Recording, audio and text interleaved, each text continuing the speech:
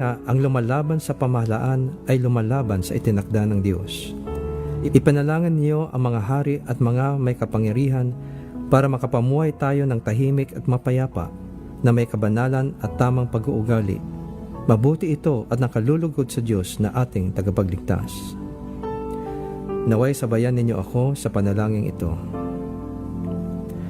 Dakilang Diyos at Ama, dahil Ikaw ang nagtalaga ng aming pamahalaan upang pamunuan at isaayos ang aming sambayanan, ipagkaloob mo sa puso ng aming pamunuan na kanilang gawing gabay ang iyong banal na salita sa paglikha at pagsasakatuparan ng mga batas na may buong katarungan. Iyo silang gabayan sa araw-araw nilang pamumuno at pamamalakad sa aming bayan na kanilang mabisang matugunan ang mga pangangailangan ng mga mamamayan at malutas ang mga maraming suliranin ng aming lipunan. Amin ding hinihiling na sila ay iyong bigyan ng pagkakaisa at katapatan sa pagtataguyod ng magandang kinabukasan para sa bawat mamamayan, upang sila ay laging handang isauna ang kapakanan ng sambayanan. Naway kanilang bigyan ng katarungan ang mga mahina at walang lakas, at huwag payagang maapi ang mga mahirap at walang laban. Sa araw-araw, pangalagaan nawa nila ang sambayanan at kanilang iligtas sila sa kamay na masasama. O Diyos, iyong patuloy na palapitin ang kalooban ng aming mga pinuno sa iyo nang sila ay makapagpamahala na may dunong at integridad at may busilak na puso. Naway sila ay magsilbing modelo ng magandang asal, katapatan, pagtsatsaga, pagkakaisa, katuwiran at pagmamalasakit sa kapwa.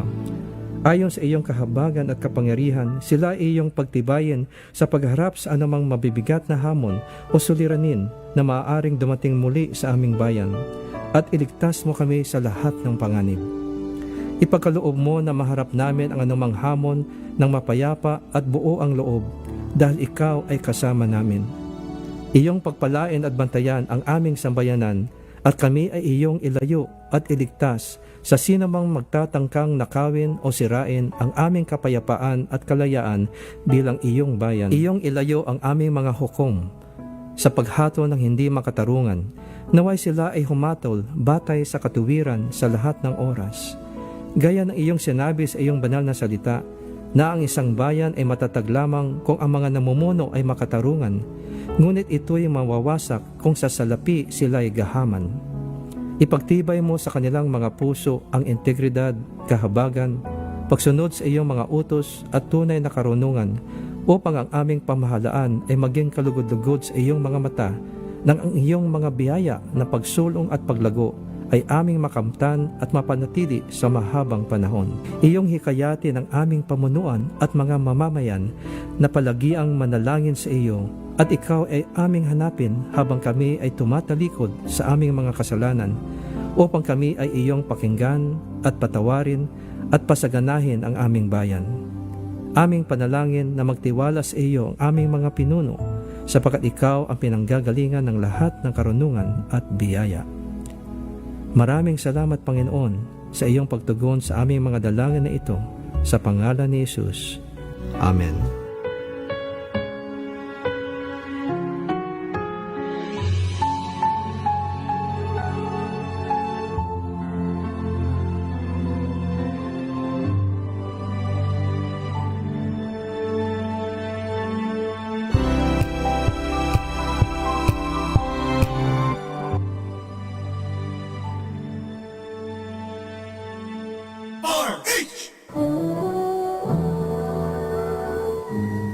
Kauna-unahan sa Pilipinas. Manila Broadcasting Company. DZRH, a proud member of MBC Media Group. 5 minuto na makalipas sa alas 4 ng umaga.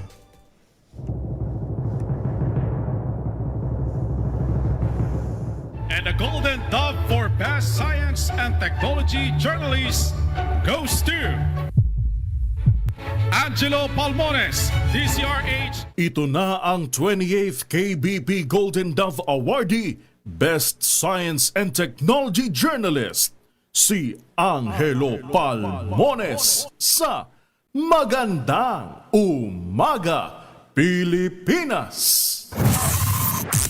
DZRH, magandang umaga Pilipinas sa DZRH Radio, DZRH TV at DZRH Online. Kasama si Kuya Angelo Palmones. Magandang umaga Pilipinas. Biyernes na tayo ngayon, 12 ng Disyembre 2025. Sa ulo ng ating mga balita, Saldico idiniklarang pugante ng Sandigan Bayan. MyCam Conference para sa 2026 National Budget inurong sa Sabado. Anti-Political Dynasty Bill, formal nang inihain ni Speaker D at Congressman Sandro Marcos. Pangulong BBM itinuturing ang sariling pinakamaswerteng tao, nakilala niya. Pero aminadong kulang siya sa tulog. Simpleng Christmas party at pagbabagal na tumanggap ng regalo ang mga kawani ng gobyerno, ipinaalala ng Civil Service Commission. Bucor itinangging may special treatment kay Alice Guo sa loob ng Women's Correctional. Harry Roque umapilalaban sa kanselasyon ng kanyang pasaporte. Girlfriend na nakipaghiwalay sa kanyang boyfriend sa mismong araw ng kanilang anniversary, patay sa Cebu. Shearline at Northwest Monsoon patuloy na nakakaapekto sa ilang bahagi ng bansa. Bagong balita, bagong impormasyon. Kasama si Kuya Angelo Palmones. Magandang umaga, Pilipinas! Kasama pa rin natin ang buong radyo natin FM nationwide, ang ating action radio station sa Luzon, Visayas, Mindanao. Yan din ang mga DZRH News FM, yan po sa Jensan, sa Davao, at sa Cebu. Sa detalye ng ating mga balita, patuloy na nakakaapekto ang shearline at northeast monsoon sa ilang bahagi ng bansa. Ayon sa Pag-asa, mararanasan ngayong araw ang epekto ng shearline sa eastern section ng northern at central Luzon, habang northeast monsoon naman o amihan ang makakaapekto sa nalalabing bahagi ng hilagang Luzon. Kaugnay nito, inaasahan ang maulap na kalangitan. May kalat-kalat ang mga pagulan sa Cagayan, Isabela, Quirino, Nueva Vizcaya, Kalinga, Mountain Province, Sibugaw, Aurora at Quezon dulot pa rin ang shearline. Northeast monsoon naman ang iiral sa Batanes, Apayao, Ambra, Ilocos Norte, Resto Ilocos Region at Cordillera Administrative Region. Samantala, localized thunderstorms naman ang magdudulot ng isolated rain showers sa Metro Manila at nalalabing bahagi ng bansa. Naimbang nabigat ka na kayo amin sa ating mga kababayan dyan sa Norte, ingat ho kayo ha. Lalong-lalo na sa mga kakabsat natin dyan po sa Isabela. May aga sa mga kulturang dala sa Negros, halong kamudra. Patay ang isang 24 anyos na babae matapos paluin sa ulo ng martilyo, saksakin pa ng dating nobyo sa loob ng inuupahan nitong bahay sa Cebu City. Sa ulat ng pulisya, agad na tumakas ang 23 anyos na suspect matapos ang krimen, ngunit kalaunan sumuko rin sa mga otoridad. Ayon sa suspect, sinorpreso umano niya ang biktima ng bulaklak at tsokolate para sana sa kanilang anibersaryo. Ngunit hindi ito tinanggap ng babae at sinabing may bago na siyang nobyo. Ito rin naman ang unang ang unang nagtangkang manaksak. Napilitan lamang siyang manlaban. Dahilan kaya't sinaksak niya ang biktima at pinagpapalungot pa ng martilyo sa ulo. Ang madugong krimen ay nasaksihan pa ng 6 na taong gulang na anak ng biktima. Kwento naman na may-ari ng inuupahang bahay ng biktima, nakipaghiwalay ito sa suspect dahil sa palaging pagtatalo ng dalawa dahil umano sa anak ng babae. Halos 1,200 naman ang nakapasa sa physical therapy licensure examination mula sa mahigit 1,500 na kumuha sa pagsusulit noong Disyembre 4 at Disyembre 5. Top-notchers sa exam, si Carmela Daniel Baldomero Alapide mula sa pamantasang lungsod ng Manila nakakuha ng 90.30%. Pasok din sa top 2 hanggang top 10 sina Janina Cristal T. Coa ng University of Santo Tomas, Giseline Bakting Apostol ng St. Paul University, Iloilo, Christian J. Oliva Luzaran ng Emilio Aguinaldo College, Manila, Jillian Ibon Chua Joy C. ng University of Santo Tomas. Number 6 naman si April Alexandra Aranicon, Engbino ng UST.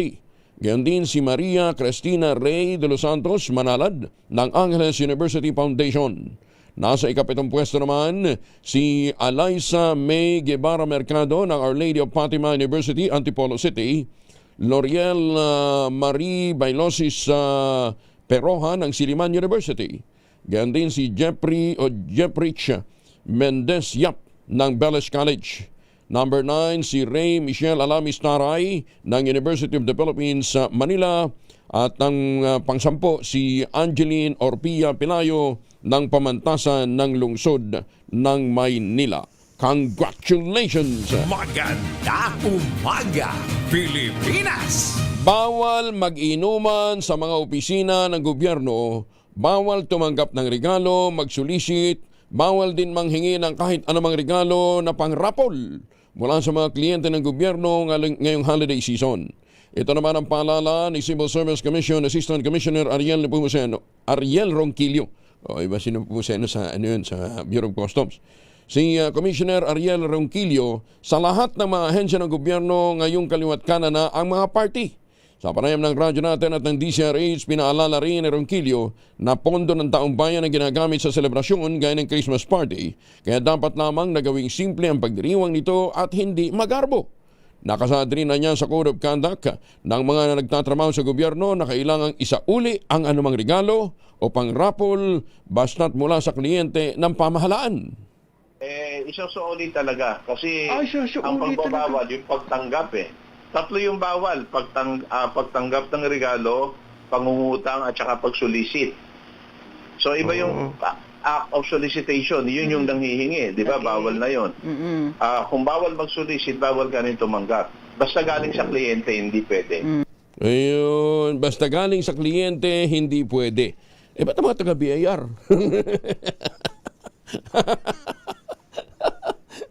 Ba't mga taga-BIR? Parang ikot. Magandang umaga sa mga taga-BIR, ha? Aga din lang gumising para tumutok sa programa. Inabangan kung babanggitin mga pangalan nila. Ma'am, huwag kayong mag-alala. May mga babanggitin tayo. Kaya kahapon sa hearing po ng Senate Blue Ribbon Committee, nandun yung ilang mga binabanggit nating pabida. Ayan, yung mga negosyante ng Makati, tumuntua, pumapalakpak. Sabi nila, nakaganti rin kami. Ayan, Kaya lang, Commissioner Mendoza, kung magre-recycle ka lang din nung mga dati ng basahan dyan sa loob ng Bureau of Internal Revenue, wala ka ma-achieve. Makakagol ang kanilang bulsa pero hindi ang inyong ahensya. Magandang umaga, Pilipinas! Inigting pa ng Philippine Amusement and Gaming Corporation of PAGCOR ang mga panuntunan naman para sa responsible gaming sa gitna ng lumalawak na digital gaming market.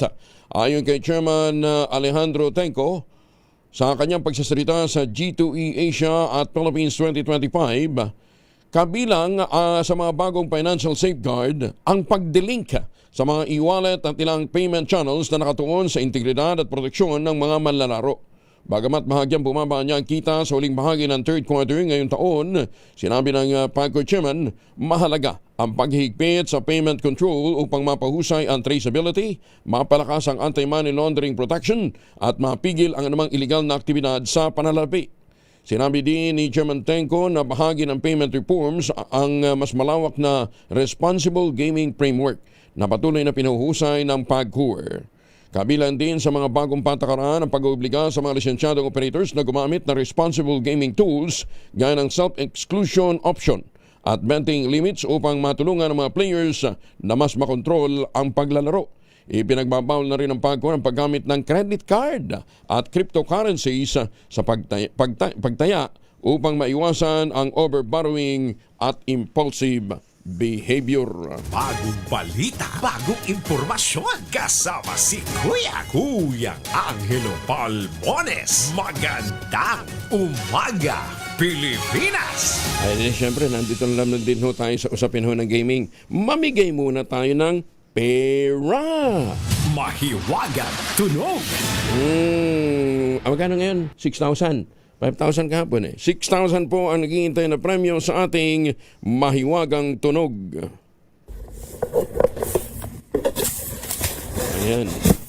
Mahirap ba hulaan?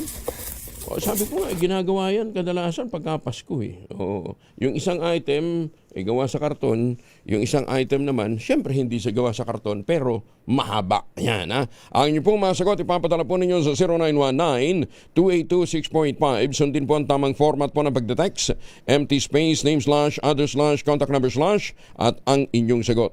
₱1 lamang po maaaring mag-text sa ating text line. Gamitin yung mobile number. Sa mga sasagot online, kinakailangan meron po kayong sharer badge. O ayan. So habang kayo po ay naliligo gamit ang Shield Bath Soap, hulaan ang ating mahiwagang tunog. Nagkakahalaga ngayon ng ₱6,000. Magandang umaga, Pilipinas! Mga misi, sa may araw ba si Mr. pag-uwi galing ng trabaho, abay dalian sa germs sa katawan nila. Para labanan ang amoy araw at amoy pawis, gumamit ng Shield Bath Soap regularly. Unbeatable ang Shield sa paglaban sa germs versus another brand may shea butter. Pampalambot ang kutis sa presyong abot kaya 1250 SRP.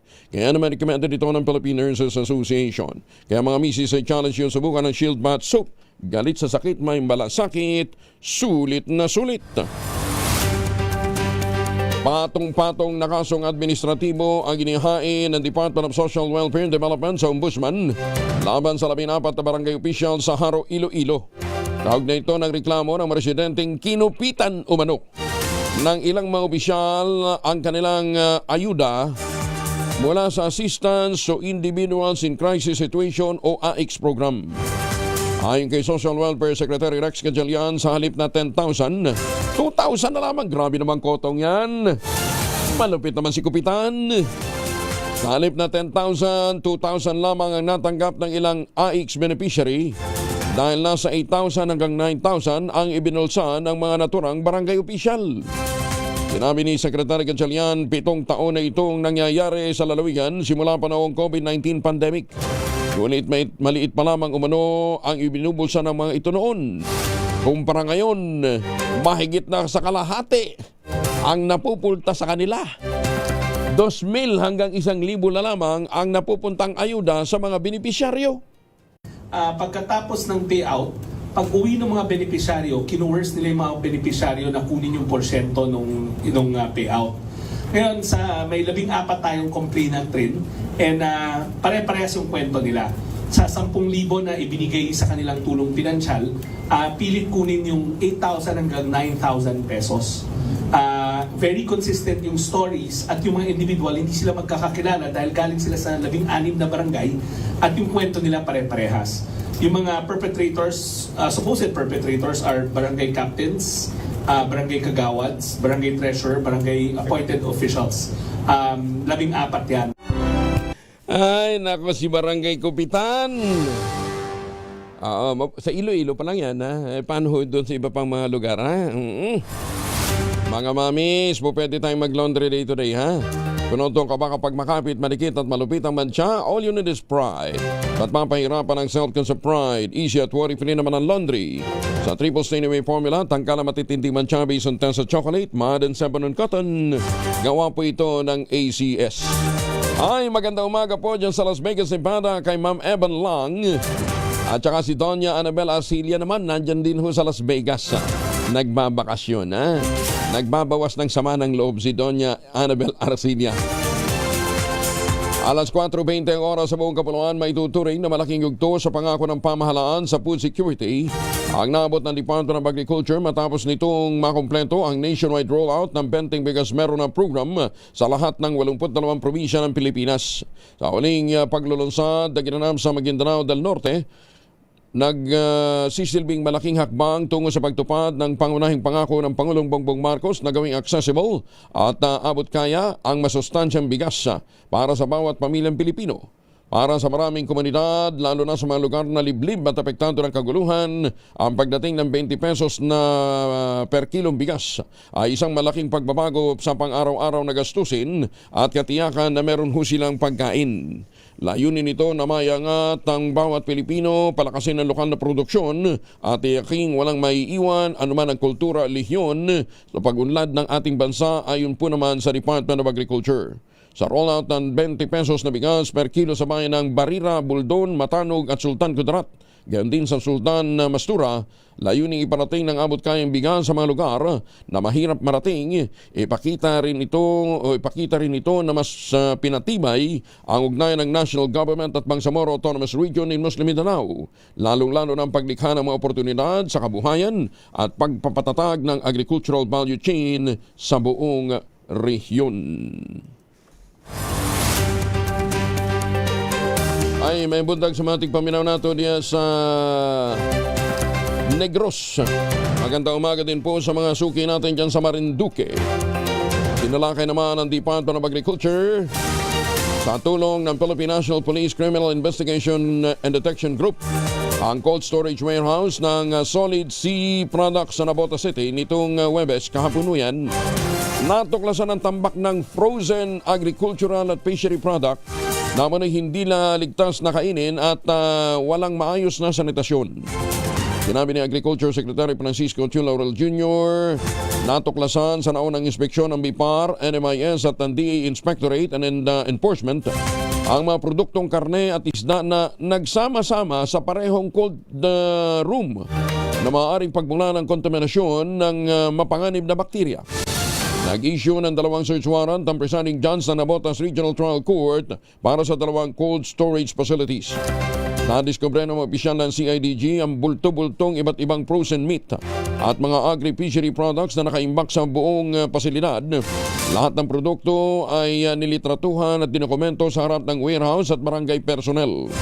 Hinanapan naman ang Solid Sea na ang kaukulang dokumento sa frozen goods sa kabila ng ibinigay na sapat na panahon para tumugon ang mga ito. Malupit ha. Oo, ang nakita dun sa mga mga expired na mga produktong isda, nangangamoy na, dugyot. Oo, may mga frozen yellow croaker o alakaak, pangasius fillet at na half-shell scallop. Matundi ito. Sabi po ni Secretary Laurel, mahalaga na turang operasyon upang mabantayan ang mga mamimili, maprotektahan ang kalusugan ng publiko, gayon din ang mga hayop at mapigilan ang ilegal na pagnenegosyo na kapipinsala sa mga local producer. Maganda umaga, Pilipinas! Abandonadong kuta naman ang Communist Terrorist Group at mga gamit pandigma na tagpuan sa Pinokpok, Kalinga. Detalye na balita mula kay Romy Gonzalez sa Rich 41 na Imbag de Bigat, Romy. Tagumpay na natagpuan ng pinagsanib na puwersa ng Philippine National Police at Philippine Army ang inabandonang kuta at taguan ng mga gamit pandigma ng Communist Terrorist Group sa bulubunduking bahagi ng sitio sa Gideng, Barangay Taga, Pinokpok, Kalinga kahapon. Inilunsad ang operasyon batay sa kritikal na impormasyon na pinagkaloob na isang sumukong kasapi ng komunistang grupo kamakailan. Ang bilang tugon sa ipinipikadong impormasyon, maselang hinalughog ng pinagsanib na puwersa ang tinukoy na puok na diskubre ng pangkat ang abandonadong kuta at na-recover ang mga mahalang gamit at pampasabog, kabilang ang isang MK fragmentation hand grenade, isang 40mm high explosive cartridge, 2 rifle grenades at 30 piraso ng kinakalawang na bala. Kasama ding nabawi ang mga bigas, sari-saring gamot at medical supplies, electrical cord, tali, USB drives at cellphone charger. Ang matagumpay na misyon ay bunga na epektibo at patuloy na ugnayan sa pagitan ng PNP at militar at ang ginagampalang tungkulin at tiwala ng komunidad at ang Enhanced Comprehensive Local Integration Program ng gobyerno.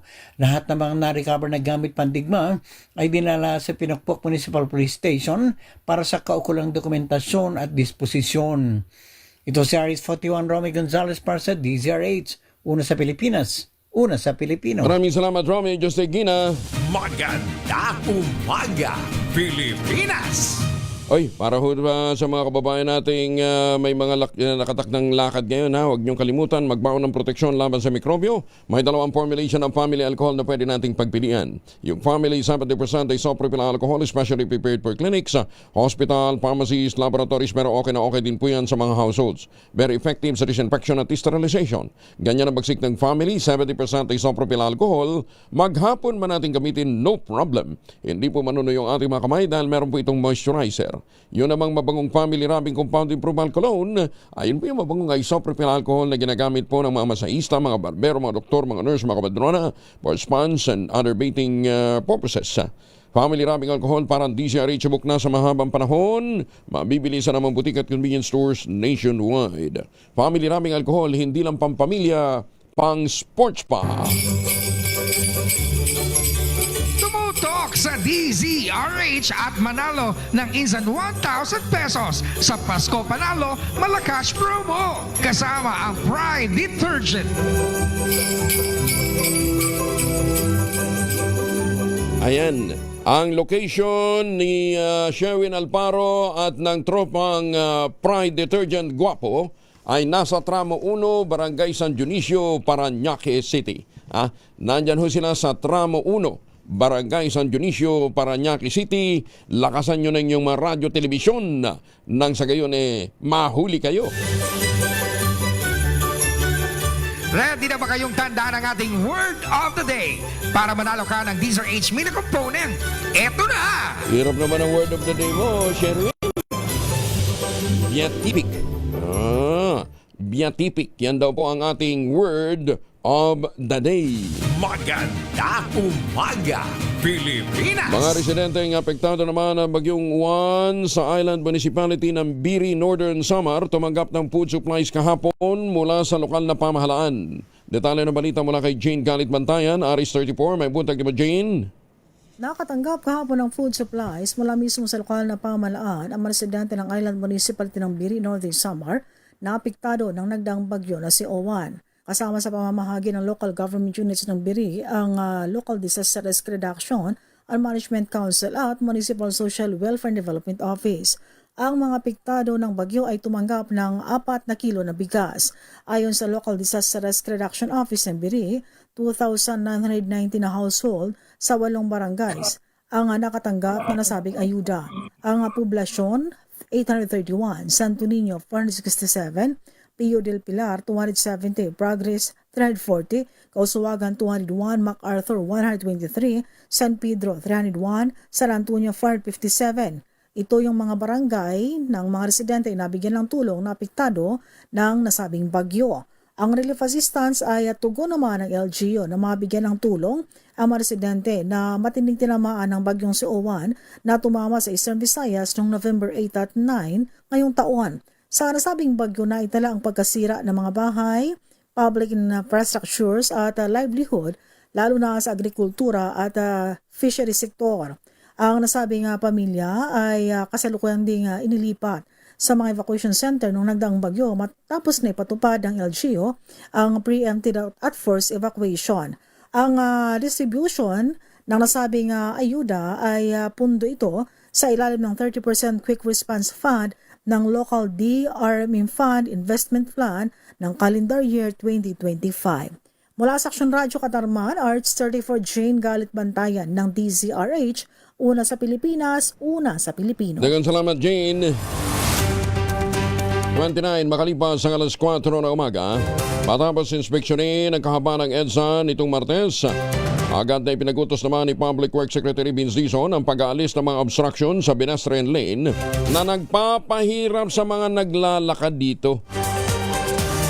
Kasunod ito ng direktiba ng Pangulong Bongbong Marcos na ayusin ang pedestrian lane sa kahabaan ng EDSA upang matiyak ang kaligtasan ng mga pedestrian. Lalong-lalo na yun nasa vulnerable sector tulad ng mga persons with disability at mga senior citizen, gayon din ang mga buntis.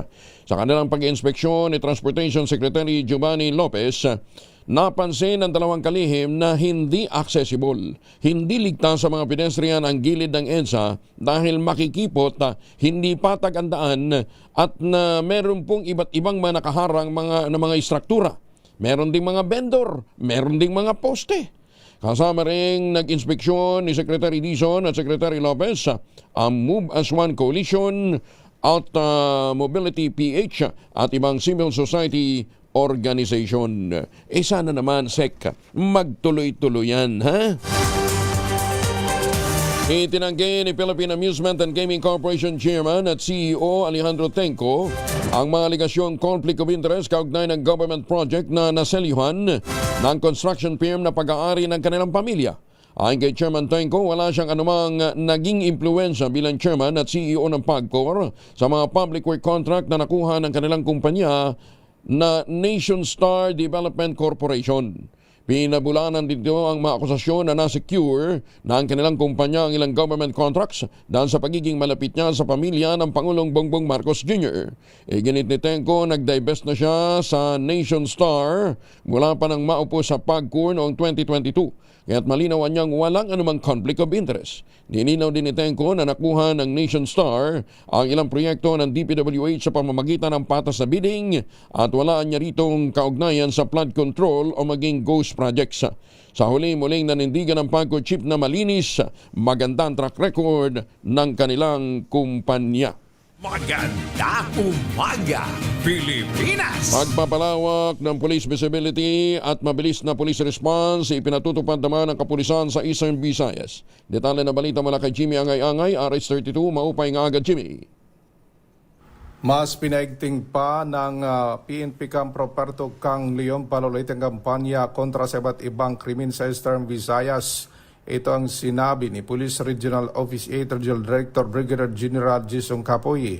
Ayon kay General Capoy, sinisikap ng mga kapulisan mapalawak pa ang police visibility at mapabilis ang police response. Patuloy na sinasagawa ng mga personnel ng PNP ang regular at patrol operations para maging hadlang sa mga masasamang elemento. Maliban dito, pinalakas pa ng PNP ang kapasidad ng mga unit na matutugunan ang anumang insidente para mapanatili ang kaayusan at seguridad ng publiko. Sa kasalukuyan sa Eastern Visayas, kontrolado pa ng kapulisan ang seguridad. Mula dito sa DYVL Action Radio Tacloban, ito si RH32 Jimmy Angay-Angay para sa DZRH.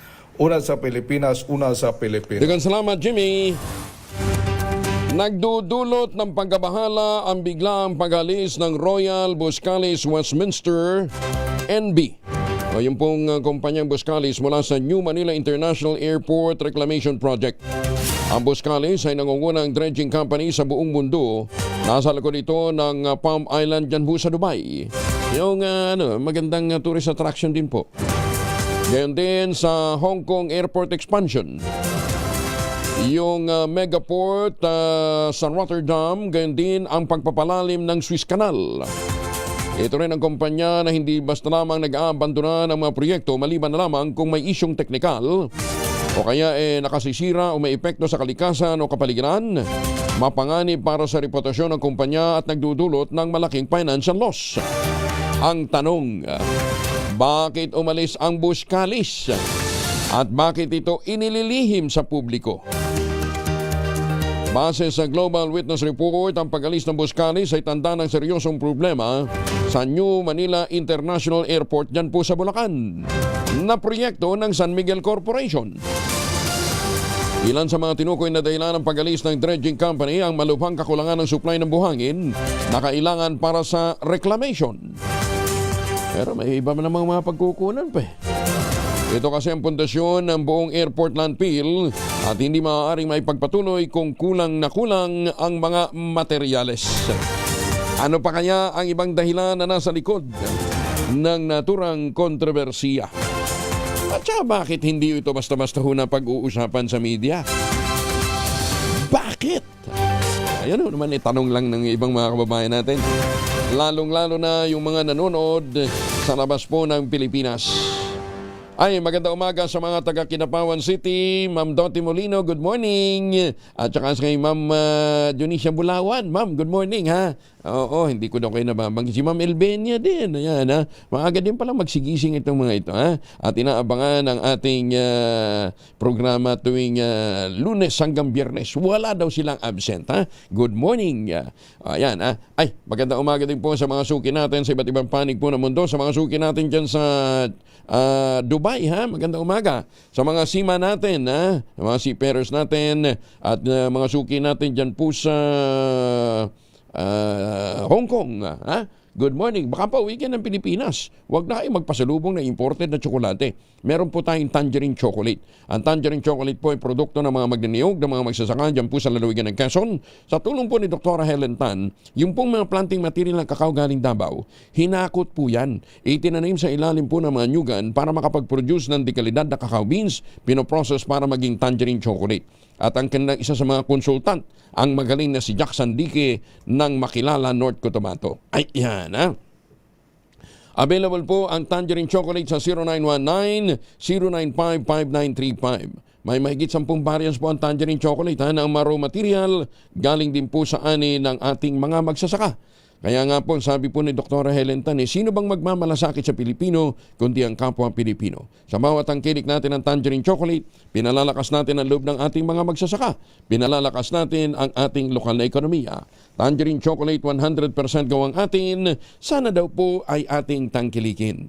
Sabi nga po ni Dr. Helen Tan, pagka tinangkilik natin ang Tangerine Chocolate, lalo nating pinasaya ngayong Pasko ang mga magsasaka, ang mga magniniyog dyan po sa lalawigan ng Quezon. Magandang umaga, Pilipinas! Magandang umaga sa mga taga Malabon City at mga taga Maricalom, Sipalay City, Negros Occidental. Bagong balita, bagong impormasyon, kasama si Kuya Angelo Palmones. Magandang umaga, Pilipinas! Meron daw pong naagnas na bangkay na nawawalang security guard sa Talakag, Bukidnon, natagpuan na. Detalye na balita mula kay Jun Di Makota, Karais 19. Assalamualaikum, Brother Jun. Alaikum assalam, Kuyang Angel. Kasalukuyang subject na manhunt operation ay isang person of interest na pinaniniwala ang pumatay sa isang 35-year-old na security guard na kinilala lamang sa alias itong Ruben sa barangay Bagumbayan, Talakag, Bukidnon. Sa impormasyon ng Talakag Police Office, batay sa pahayag ng pamilya, isang nagngangalang Dennis ang dumating sa pamamahay ng biktima nitong December 5, pasado alas 8 ng gabi dahil sa umano'y nakawalang alagang baka. Magkasabay na umalis ang suspek at ang biktima, makalipas sa 24 oras hindi naman nakabalik ang biktima sa pamilya at pinaghahanap na ito.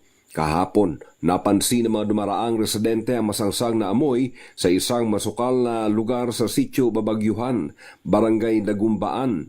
At nang masuri ng soko, bangkay ito ng nawawalang si Ruben na may mga nakitang tama ng bala at taga sa ulo at katawan. Sa kasalukuyan ongoing ang hot pursuit operation ng Talakag PNP laban sa tumatakas na suspect in coordination sa mga kalapit bayang police station sa probinsya ng Bukidnon. Mula sa Central Mindanao, RH19, June Di Makutak. DZRH, una sa Pilipinas, una sa Pilipino. Shukran, Jun. Maraming salamat. Tumutok sa DZRH at manalo ng Insan 1,000 pesos sa Pasko Panalo Malacash Promo. Kasama ang Pride Detergent. Yan daw mga teacher ng Notre Dame of Kidapawan Girls, Kidapawan City, mga nakatutok din ho sa atin from time to time.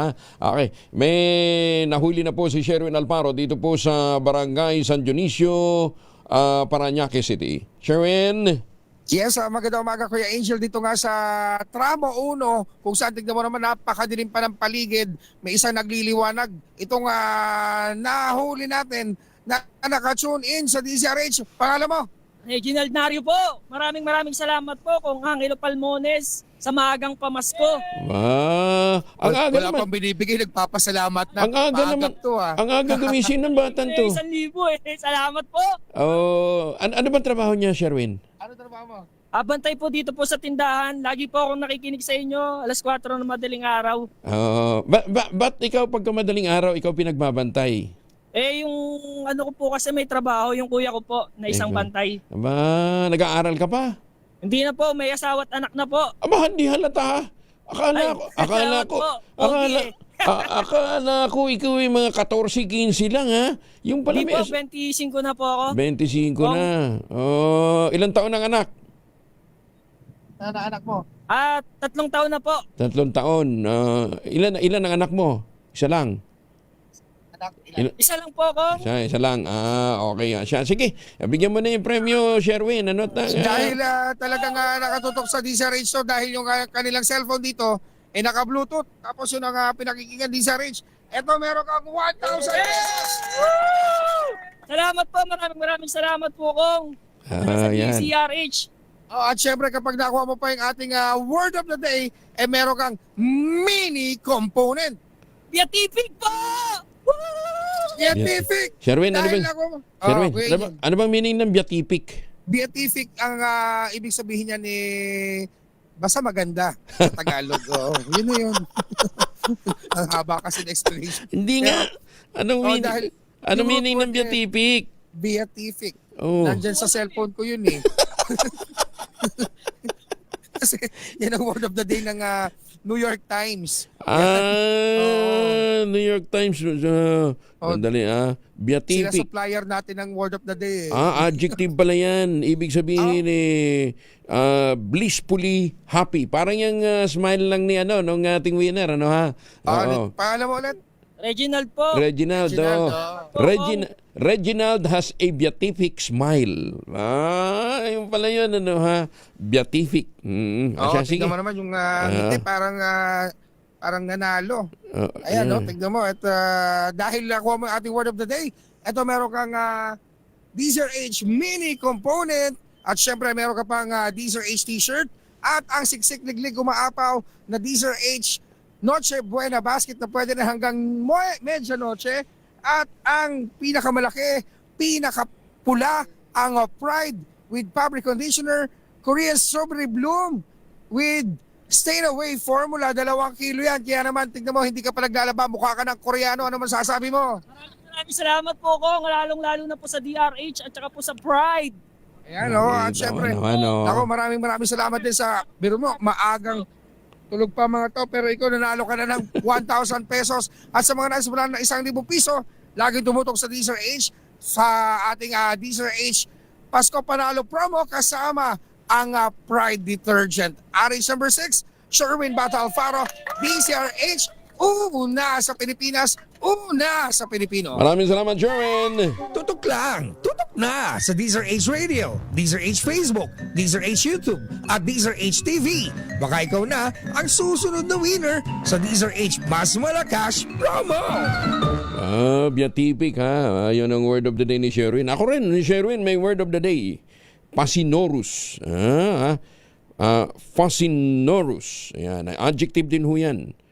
Parang our politicians are pasinorus. Ang meaning daw po niyan ay extremely wicked or evil. Magandang umaga, Pilipinas! Para naman medyo ma-relax ko kayo, Reginald, makinig ka. Maganda sa kalusugan ang regular na paggamit ng sauna, partikular na ng mga lalaki. Sherwin, itong lumabas sa pag-aaral mula sa Finland kung saan natuklasan, mas mababa ang bilang ng mga lalaking namamatay at may sakit sa puso na regular na nagsasona kumpara sa mga hindi nagsasona o minsan lamang. Hindi nyo kinakailangan pumunta sa mga parlor para mag-sauna. Ikaw naman, Engineer Ray Taladro, iba naman yung sauna na iniisip mo eh.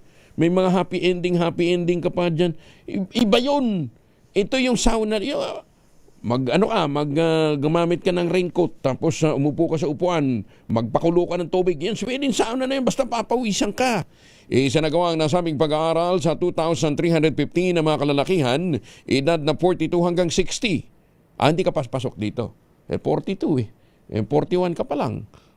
Si Engineer Ray, matanda sa akin ng 1 taon. Upang alamin kung paano nakakaapekto ang sauna sa panganib ng biglang pagkamatay o cardiac arrest at saka mga may sakit sa puso. Ayan Kaya doon daw sa mga kababayan natin na nasa edad na 40 hanggang 60, dalas-dalasan ho ninyo ang pagsasauna bath. Ayan Huwag yun sa madalas na puntahan ni yung kinikwento ni Mike Lumaban, tsaka yung pinupuntahan ni si Mayor Deo. Hindi, walang kahilig-hilig sa ganun si Mayor Deo. Walang ganun, Si Kadote pa, tampa doon dyan po sa Mati, radyo natin Mati. Ayan. Iba naman yung sauna na with happy ending na binabanggit ni Ray. Iba yun, Ray. Walang kinalaman yun dito. Magandang umaga, Pilipinas! Uy! Kahapon pala birthday ni Leo Ting. Belated happy birthday sa ating kaibigang si Leo Ting. Ayan si Ginoong Leo Ting ay kaibigan din po ni Senator Rapi Tulfo. Ayan. Boss Leo, happy birthday ha. Good morning. Binabati ka rin ni Attorney Dick. At saka, wag na daw. Baka mamaya kung sino pang mabanggit natin dito. Ayan ha. Dito na muna tayo sa showbiz. Ex-housemates ng PBB Collab Edition 1 tatampok naman sa iba't ibang Manila Film Fest entry. Yan ang ibabalita sa atin ni Gorgie Rula. Gorgie, good morning. Waging-wagi ngayon ang mga housemates ng Pinoy Big Brother Celebrity Collab dahil sa ang dami nilang may pelikula sa darating na Metro Manila Film Festival. Ang pinakabongga is na Will Ashley at Dustin Yu na may tig-2 entry sa naturang Film Fest. Si Will ay kasali sa Bar Boys After School at bida pa siya sa Love You So Bad na kung saan ay kasama niya si Dustin na may entry pang Shake, Rattle and Roll bukod nga dito sa Love You So Bad. Ang iba pang housemates na aariba sa darating na MMFF ay sina River Joseph, Isnier, Mika Salamanca, Brent Manalo, Shuvi Etrata sa pelikulang Call Me Mother at si Clarice de Guzman at Emilio Diaz naman sa cast din ng Bar Boys After School. Pinakamaswerte ay sina Bianca De Vera, Will at Dustin dahil silang tatlo ang bida rito sa Love You So Bad. Bentang-benta ang love triangle nilang tatlo dahil pareho silang naliling kay Bianca. Pero pinaka-close ay si Dustin dito kay Bianca na napapabalitang nanliligaw daw ito. Pero heto ang sagot ni Dustin nang tinanong namin kung sila na nga ba ni Bianca o nasa panliligaw stage. Pasok, Dustin? Si Bianca talaga, ano ko talaga siya, matalik na kaibigan ko talaga si Bianca. Kumbaga, tuloy-tuloy lang kung ano yung pagsamahan namin sa PBB, of course. Paglabas namin, mas nakilala namin isa't isa. And yung friendship namin talaga mas naging matibay. Iyan ang pahayag ni Dustin Yu. Gorgie Rula po nag-uulat mula sa showbiz ng DZRH. Una sa Pilipinas, una sa Pilipino. Maraming salamat, Gorgie! Maganda umaga, Pilipinas! Sa iba pang mga balita, 2 tulak naman ng illegal drugs sa Mati. Arestado! Meron 374,000 pesos na laga ng Shabong nasamsam. Detalye ng balita mula kay Jun Soter mula sa Action Radio Davao. May buntag ni mo, Jun. Mayong buntag usab, Kuyang Angel. Kalabuso sa kulungan ng 2 hinihinalang tulak ng iligal na droga matapos ang isang joint anti-drug operation sa Barangay Machao, Mati City, Davao Oriental na nagresulta rin sa pagkumpiska ng nasa 55 grams ng hinihinalang shabu na tinatayang nagkakalaga ng 374,000. Ayon sa Mati City Police Station, isinagawa ang operasyon ng pinagsanib na pwersa ng Intel Operatives, City Drug Enforcement Unit at PDEA Davao Oriental Provincial Office alinsunod sa pinaigting na kampanya kontra illegal na droga ng Philippine National Police. Pinangunahan ng lokal na operasyon ni Police Lieutenant Colonel Frederick Sao, hepe ng Mati City Police Station sa ilalim ng pangasiwa ni Police Colonel Richie Bukol, Provincial Director ng Davao Oriental Police Provincial Office. Kasong paglabag sa Republic Act 9165 o Comprehensive Dangerous Drugs Act of 2002. Ang kinakaharap ngayon ng 2 suspect na nasa kustodiya ng kapulisan. Tiniyak ng Mati City Police Station na magpapatuloy ang kanilang mas pinaigting na operasyon upang mapigilan ang pagkalat ng illegal na droga at maparatili ang kaligtasan ng komunidad. Ito si Jun Suter para sa DZRH. Una sa Pilipinas, una sa Pilipino. Dagang salamat, Jun Suter. 49 na makalipas ang alas 4 ng umaga. Ay magandang umaga din po sa Midnight Singers natin. Diyan po sa San Diego, California. Ay sa mga suki natin sa New York, magandang umaga. Gayon din sa mga suki natin diyan po sa Canada. May buntag sa matig paminaw nato diya sa Saudi Arabia. Ubay-ubay pa yung mga Bisaya diya sa Saudi, ano? Pero sa kasi sa Hawaii, ang marami ho dyan ay mga Ilocano. Ayan, naimbag na bigat ka na kayo amin sa mga suki natin dyan po sa Hawaii. Gayon din sa mga Kawayan City, Isabela. Maganda umaga, Pilipinas! Mahigpit na tinututukan ngayon ng Bureau of Internal Revenue ang pagtugon sa mga reklamo laban sa paggamit ng letter of authority ng kanilang mga tauhan. Ang Commissioner Charlito Mendoza, matapos suspindihin ang mga field audit, inatasan niya ang lahat ng revenue district offices na magsumite ng inventaryo ng inilabas nilang LOA. Tanungin nyo rin magkano ang kinita dun po sa run against fake transaction o sa mga fake receipts. Baka dahil dun, hindi natin kinakailangan magtaas na ng buwis, ano ha? Yung mga nakuliktang bilyon-bilyong mga ghost receipts sa collection, Alam ko, marami doon napunta lang ho sa mansyon, ano ha? Lalong-lalo na yung pinapagawang mansyon dyan ho sa Forbes, ano? Nako! Sabi po ni Commissioner Mendoza, may pinadidevelop siyang portal na gagamitin sa pagmonitor ng mga iniisyong LOA para maiwasan ang mga pag-aabuso sa mga ito. Ang naturang hakbang ay tugon sa reklamo ng mga negosyanteng ginigipit umano sila ng mga tauhan ng BIR gamit ang LOA. That's why I have directed the creation of a portal where I can monitor near time the status of all pending letters of authority. Right after I issue the order directing the suspension of all field audits, my succeeding order is to submit an inventory of all the status of all pending letters of authority. So nagsasabit po ang mga offices natin ngayon, and I have directed the creation of a portal. Well, I can track ano na po ba ang nangyari sa particular LOA na ito, nasa ang stage na ba siya, magkano ba ang actual na nasingil, because it produces the CCTV effect. If the people on the ground knows that the commissioner or the central office is meticulously monitoring the implementation of LOA, mas naiiwasan po yung abuse of discretion sa pagkakandak ng audit. Thank you, Mr. Chair. Natawa yung katabi niya eh. Sabi ko nga ho sa inyo, kung i-recycle nyo lang ho yung mga tirador na dati na hong nakinabang doon sa run against fake transaction, wala hong mangyayari. Kaya dapat tsugiin nyo na ho muna yun eh. Ni-recycle nyo lang, inilagay nyo lang sa large taxpayers group eh. Anong mangyayari dyan? Alam ba ninyo na mere information na sila ay na-retain o kaya na-reappoint lang sa iba pang mga tanggapan? Nginigtumbong ang mga negosyante.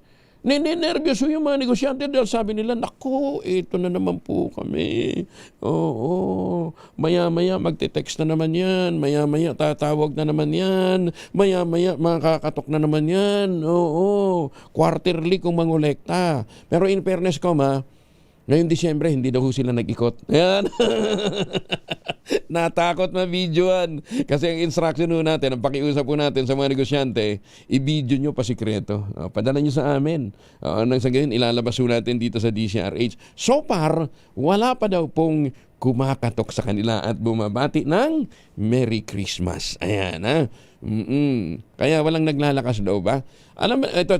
For example, ito ha. Noong March 24, 2025, March 24 pa ha, 2025, ang tanggapan pala ng Pangulo ay nakatanggap na ng reklamo mula po sa mga negosyante dyan po sa Makati City.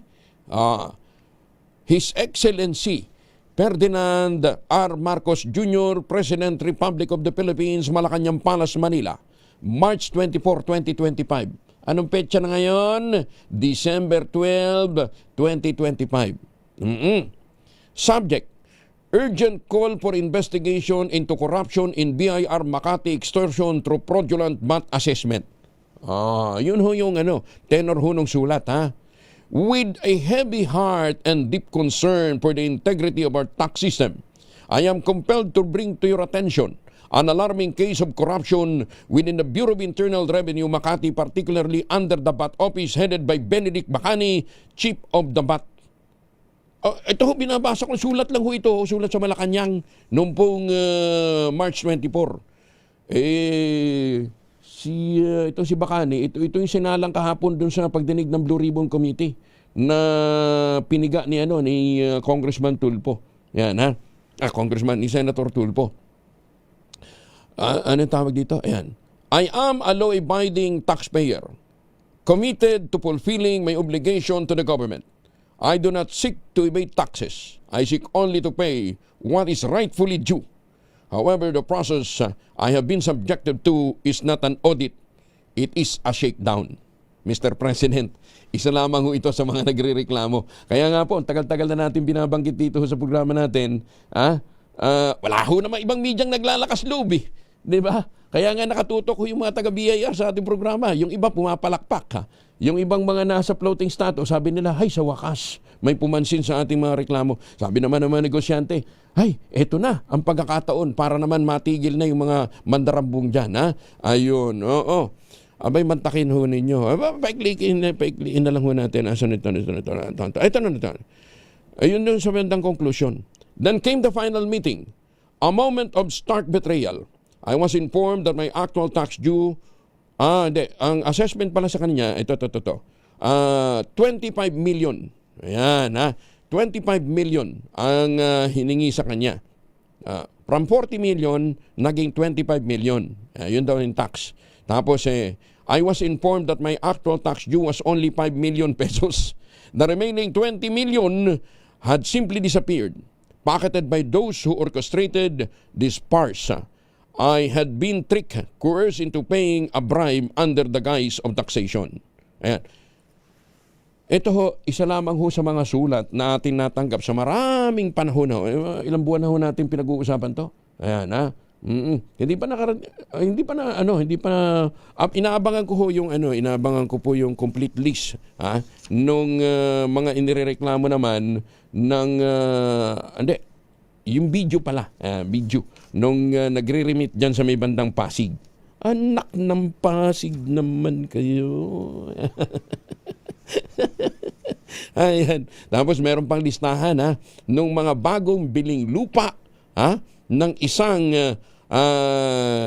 dating opisyal ng ikabigay ko regalo ng Bureau of Internal Revenue. Ayan, na ipinangalan sa kanyang mga kapatid. Maganda umaga, Pilipinas! 4 na provincial most wanted person sa Central Luzon nadakip sa pinaigting na operasyon ng PRO3. Detalye na balita mula kay Danny Kumilang, RH37. Danny, good morning.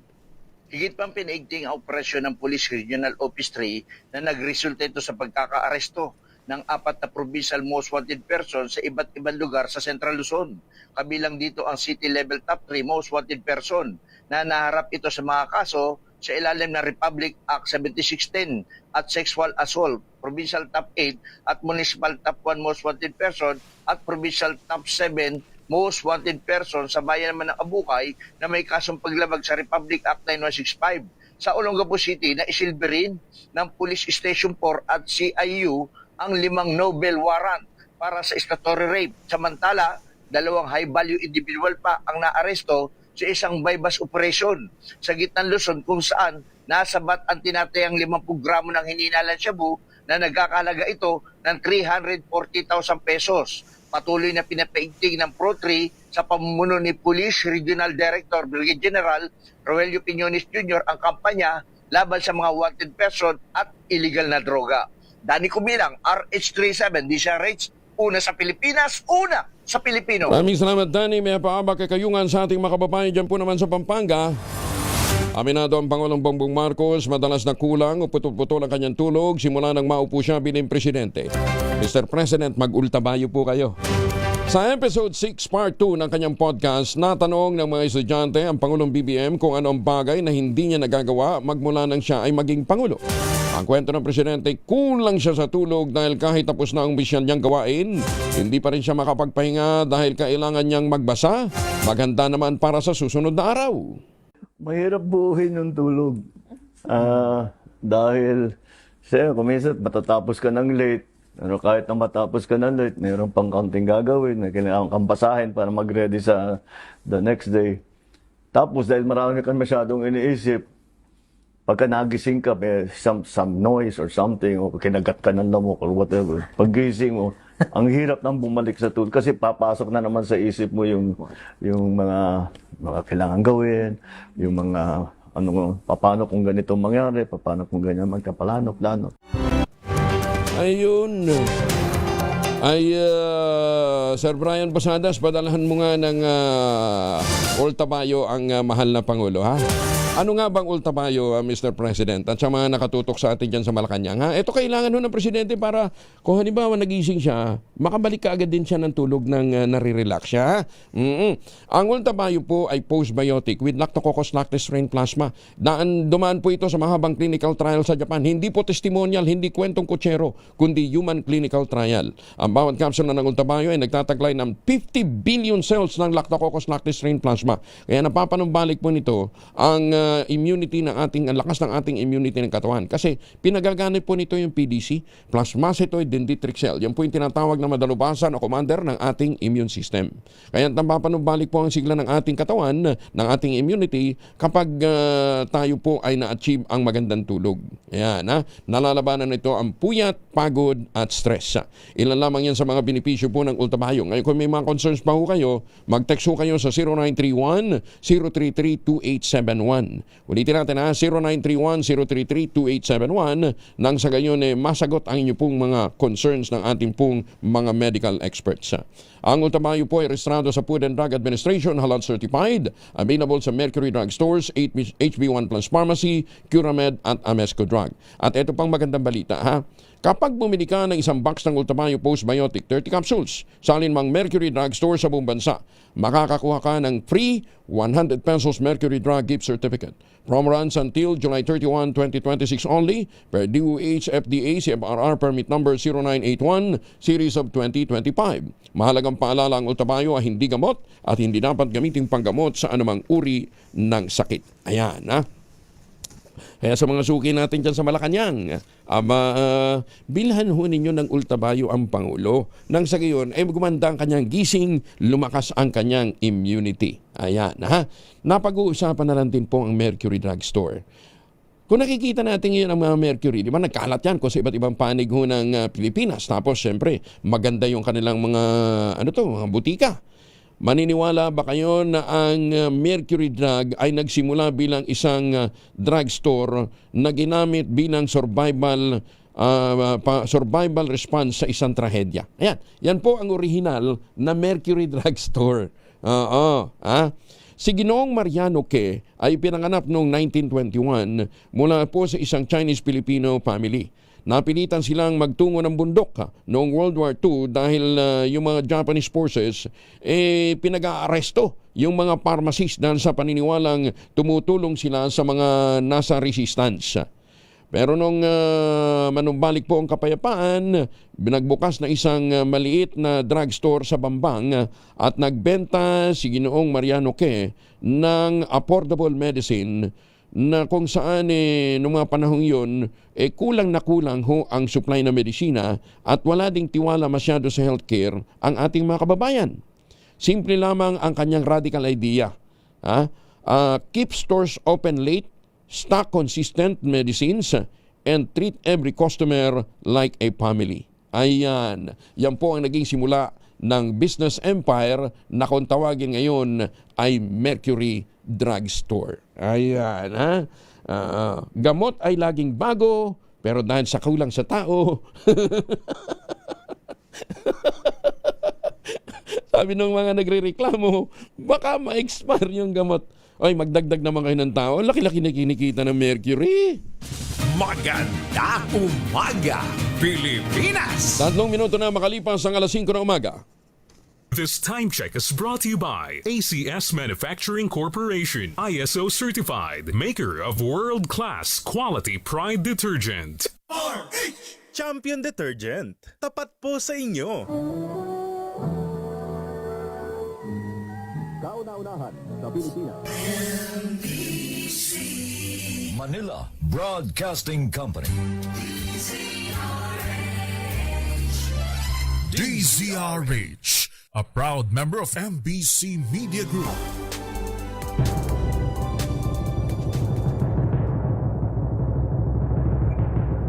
And the Golden Dove for Best Science and Technology Journalist goes to Angelo Palmones, DZRH. Ito na ang 28th KBP Golden Dove Awardee, Best Science and Technology Journalist, si Angelo Palmones sa Magandang Umaga, Pilipinas.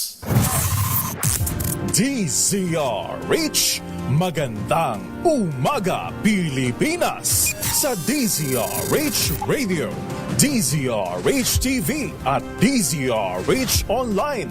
Kasama si Kuya Angelo Palmones. Magandang Umaga, Pilipinas. Biyernes tayo ngayon, baka nakakalimutan nyo ha. 12 na ng Disyembre 2025. Balik tayo sa mga balita. Mahigit 14,000 ang mga tauhan ay pakakalat ng National Capital Regional Police Office. Matiyak lamang ang seguridad ng simbang gabi, maging ang pagdiriwang ng Pasko at pagsalubong sa bagong taon. Ayon kay NCRPO Director Major General Anthony Aberin, aarangkada ang deployment ng mga kapulisan December 16 kasabay ng pagsisimula ng simbang gabi. Sa Martes na po yan. Partikular na tututukan ng PNP ang mga simbahan, mga transport hub at iba pang mga lugar na madalas na dagsain ng mga tao. Sinabi ni Abirin sa ngayon, naka-heightened alert na ang pambansang pulisya bilang bahagi ng kanilang general security measures para sa holiday season.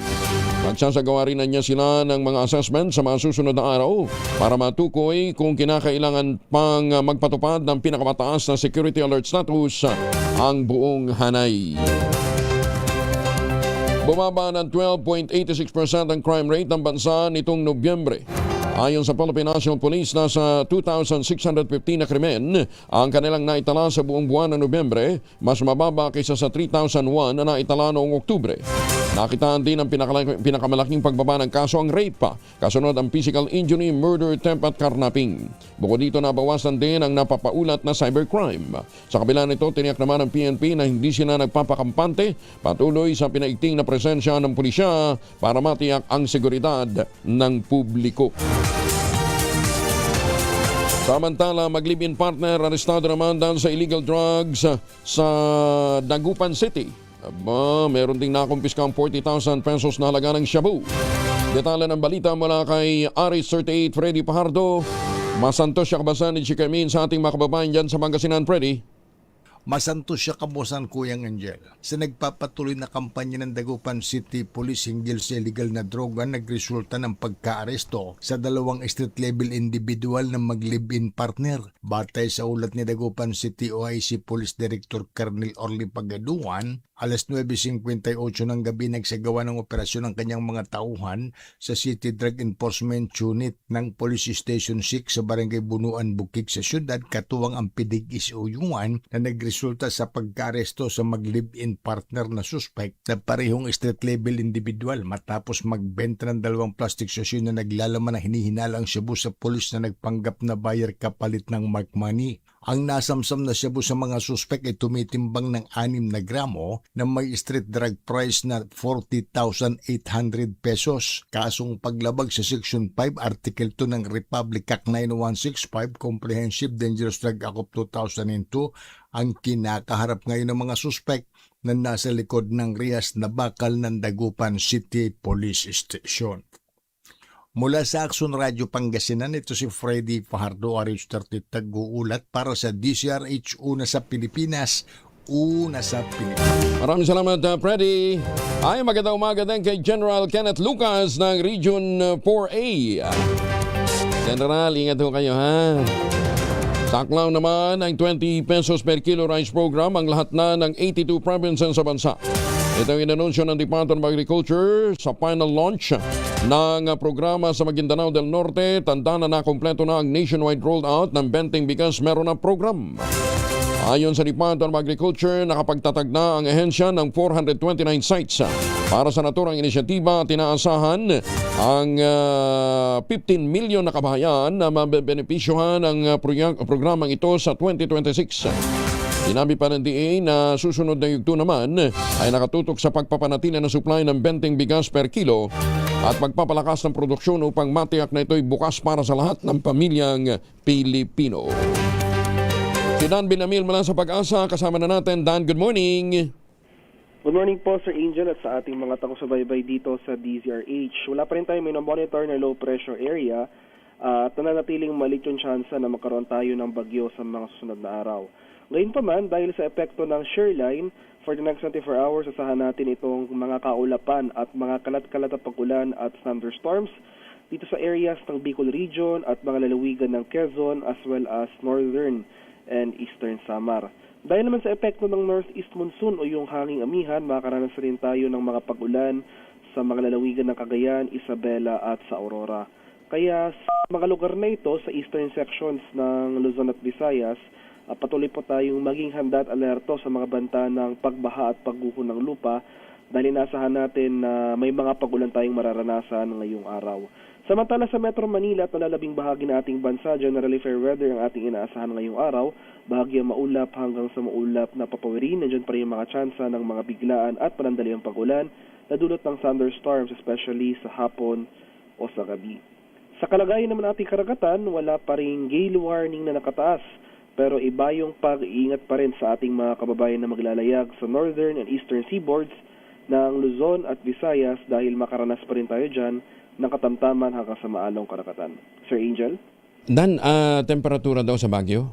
Opo, so yung temperatura for Baguio City, yesterday po, 17.4 degrees po yung minimum temperature po natin. Tumaas. From 16 naging 17. Pero hindi naman masyadong ramdam yun. Ano? Walang pang nag-iba. Ngayong araw na to, yung forecast po natin ay 16 to 17 degrees Celsius po yung minimum temperature. ganun ha. Ganun sa pagitan din. Ano, ha? Ano yan? Buong north hanggang bandang Kalinga na yan? Mas mababa po usually yung ating recorded temperature, especially sa may La Trinidad, Benguet po. No? So, actually, yun pa rin po yung natin, yung lowest temperature recorded, 12.4 degrees nung December 5. So, usually po, mas mababa po talaga yung temperature dito sa areas na ito. Dito sa may bandang, dito sa may bandang Tagaytay? Opo, for Tagaytay, around 21 degrees po yung natin. Hindi pa rin ganun kalamig. Hindi pa rin ganun kalamig. Dito sa magiging maulan daw ba Mindanao? Wala kami nakikitang cloud cluster eh. For Mindanao po, wala naman po tayong inaasahang mga sustained na pag-ulan ngayong araw. Yung mga usual lang po na thunderstorm sa hapon at gabi po. Sa hapon at gabi. Ayan, sige. Dan, thank you ha. Maraming salamat. Ingat. Thank you po and good morning. Si Dan Villamil mula po sa Pag-asa. Ayan, tinanong ko kung magtutuloy-tuloy ang pagbuhos ng ulan dyan po sa may bandang Mindanao. Lalong-lalo na dyan sa may North Cotabato, sa 2nd District ho ng North Cotabato, Segundo Des. Doon ho sa teritoryo ni Congressman Rudy Kawagdan. Ayan ha. Kasi doon ho sa report ng sa report po ng PCIJ, isa ho sa may pinakamalaking natanggap na flood control, hindi mga flood control, allocable funds ay si Congressman Rudy Kawagdan dyan po sa District 2 ng North Cotabato. Ayan. Kong balita ko, minamadali daw ho ninyo yung konstruksyon ng mga flood control area dyan ho sa inyong lugar. May mantakin ho nyo kahit creek. Kahit creek lang, nilalagyan ng flood control para lang may maipakitang project. Laki. Magkano yun? Magkano yung napunta kay Congressman Kawagdan? 8.2 billion for the past 3 years. So 2.7 billion annually ang napupunta. Hindi ko inimbento ito Ito ho ay batay ho sa tabulation na ginawa po ng PCIJ, Philippine Center for Investigative Journalism. At kinuha ho doon sa mga nakalipas na mga GAA, yung pong allocation, yung allocable funds na napunta po sa mga nangungunang mga mambabatas ho natin. Ayun ang Region 12, pinakamalaki, napunta nga po sa North Cotabato, napunta po kay Congressman Rudy Kawagdan. Ayun, sabi nung isang kaibigan ko, ang liit-liit na creek nga nilagyan ng flood control para lang may masabing project. Ayan si Pag. Sana wag daw pong ulanin. Nang sa ngayon ay magtuloy-tuloy itong mga project dahil talagang minamadali. At baka abutan ng NBI, ng pulis at saka ng mga nag-i-inspeksyon, mabuking na hindi pa natatapos yung mga proyekto. Ayan. Sipagan nyo pa, Kong Rudy Kawagdan, At saka magandang umaga din kay Yusek Jojo Cadiz. Ayan, si Congressman, si Yusek Jojo Cadiz naman nag-resign na siya. Kasi nalilink nga siya doon sa mga proyekto dyan po sa Norte. Close Cadiz. Hindi naman doon sila close, kayo naman. Hindi naman doon sila close. Kaya lang, contractor din pala ito dyan sa may bandang Norte. Kaya ayun. Pilipinas! Morning. Batiin lang natin. At teka, mamalengke nga muna tayo kung saan napupunta ang storya natin. Mamalengke na lang muna tayo. Nasa 7th Avenue Market ngayon sa Caloocan. Si Edwin Duque, RH23. Edwin, good morning. Good dag, Kuya Gigel. At alam mo ba, random na yung Pasko rito sa palengke. Yung presyo ng baboy, Gigel. Mula sa dating 320, 360 na yung baboy. Yung pork chop, ang giniling, 360 pesos. Yung pata, unahan at ulihan, 330. No? Yung yun po ay 410 bawat kilo.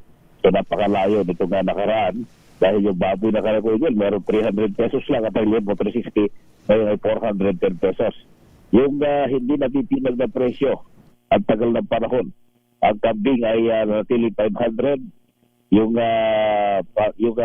papaitan, pakabili tayo ng 250, yung paa at laban loob. Habang yung baka naman ay nanatili pa rin 450 pesos bawat kilo. Presyo ng isda naman, ang bangus dagupan, 330.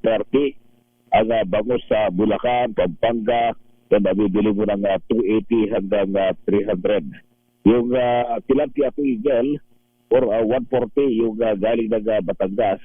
At meron pa kang 160, itong malaki yung plapla.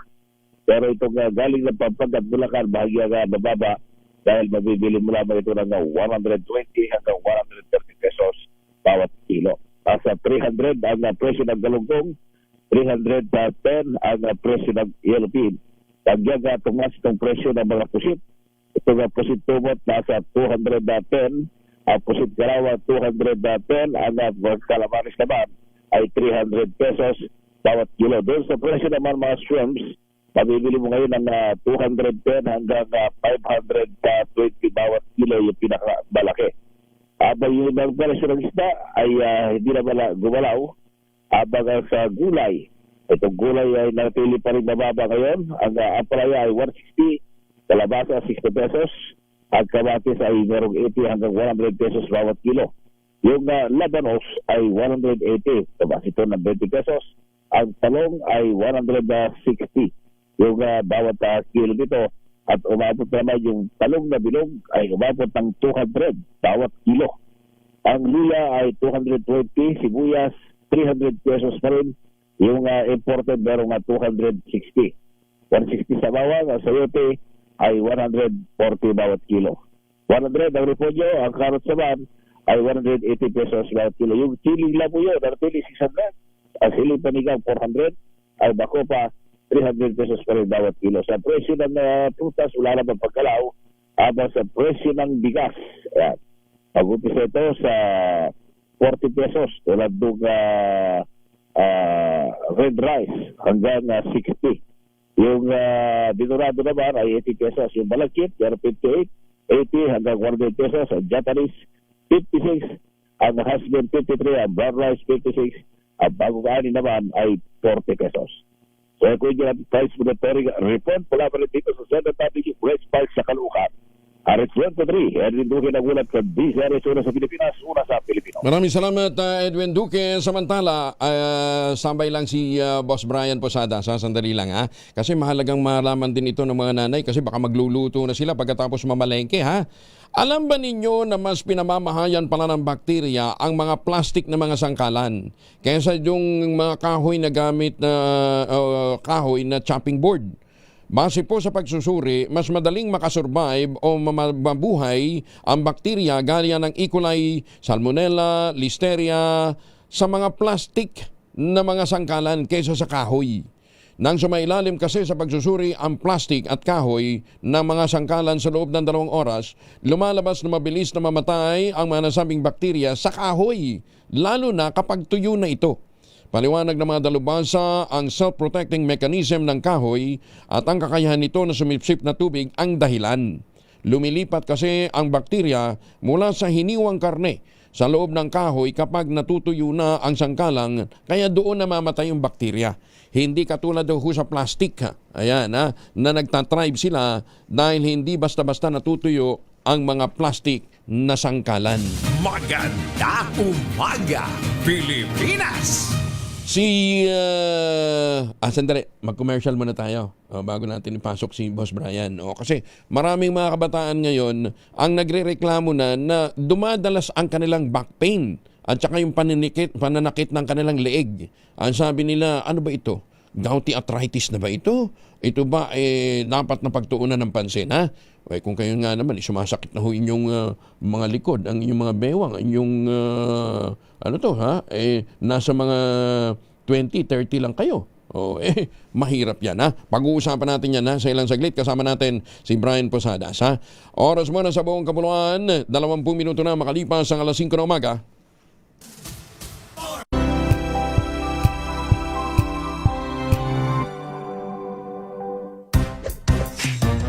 Galing-galing mo. Smart dishwashing paste ko. Prito sa masebo, plato o kaldero. Tanggaling for everyday. Ganyan pag smart ang dishwashing paste. May double tanggaling formula. Tanggal ang sebo, tanggal ang bakterya. Pahit para walang bahid, linis fantastic sa metal at plastic. Number 1 ko to. Tanggaling-galing mo, smart dishwashing paste. ACS. Tinesting, sinuri, siniyasan. Ang resulta? Super effective ang Shield sa pagpatay ng bakterya at virus. Shield Antibacterial Soap. Believe ang mga eksperto sa Philippine Nurses Association. At si Mami. Tiwala ako sa Shield.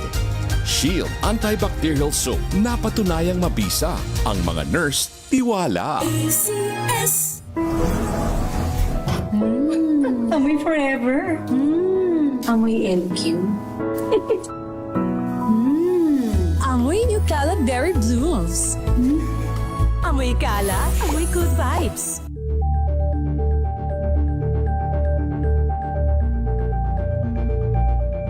Wow, ang saya.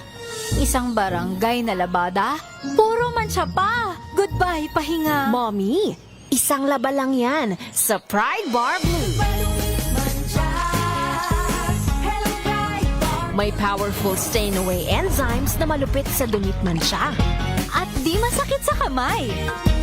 Isang laba lang yan. Hello, pahinga. Hello, Pride Bar Blue. ACS.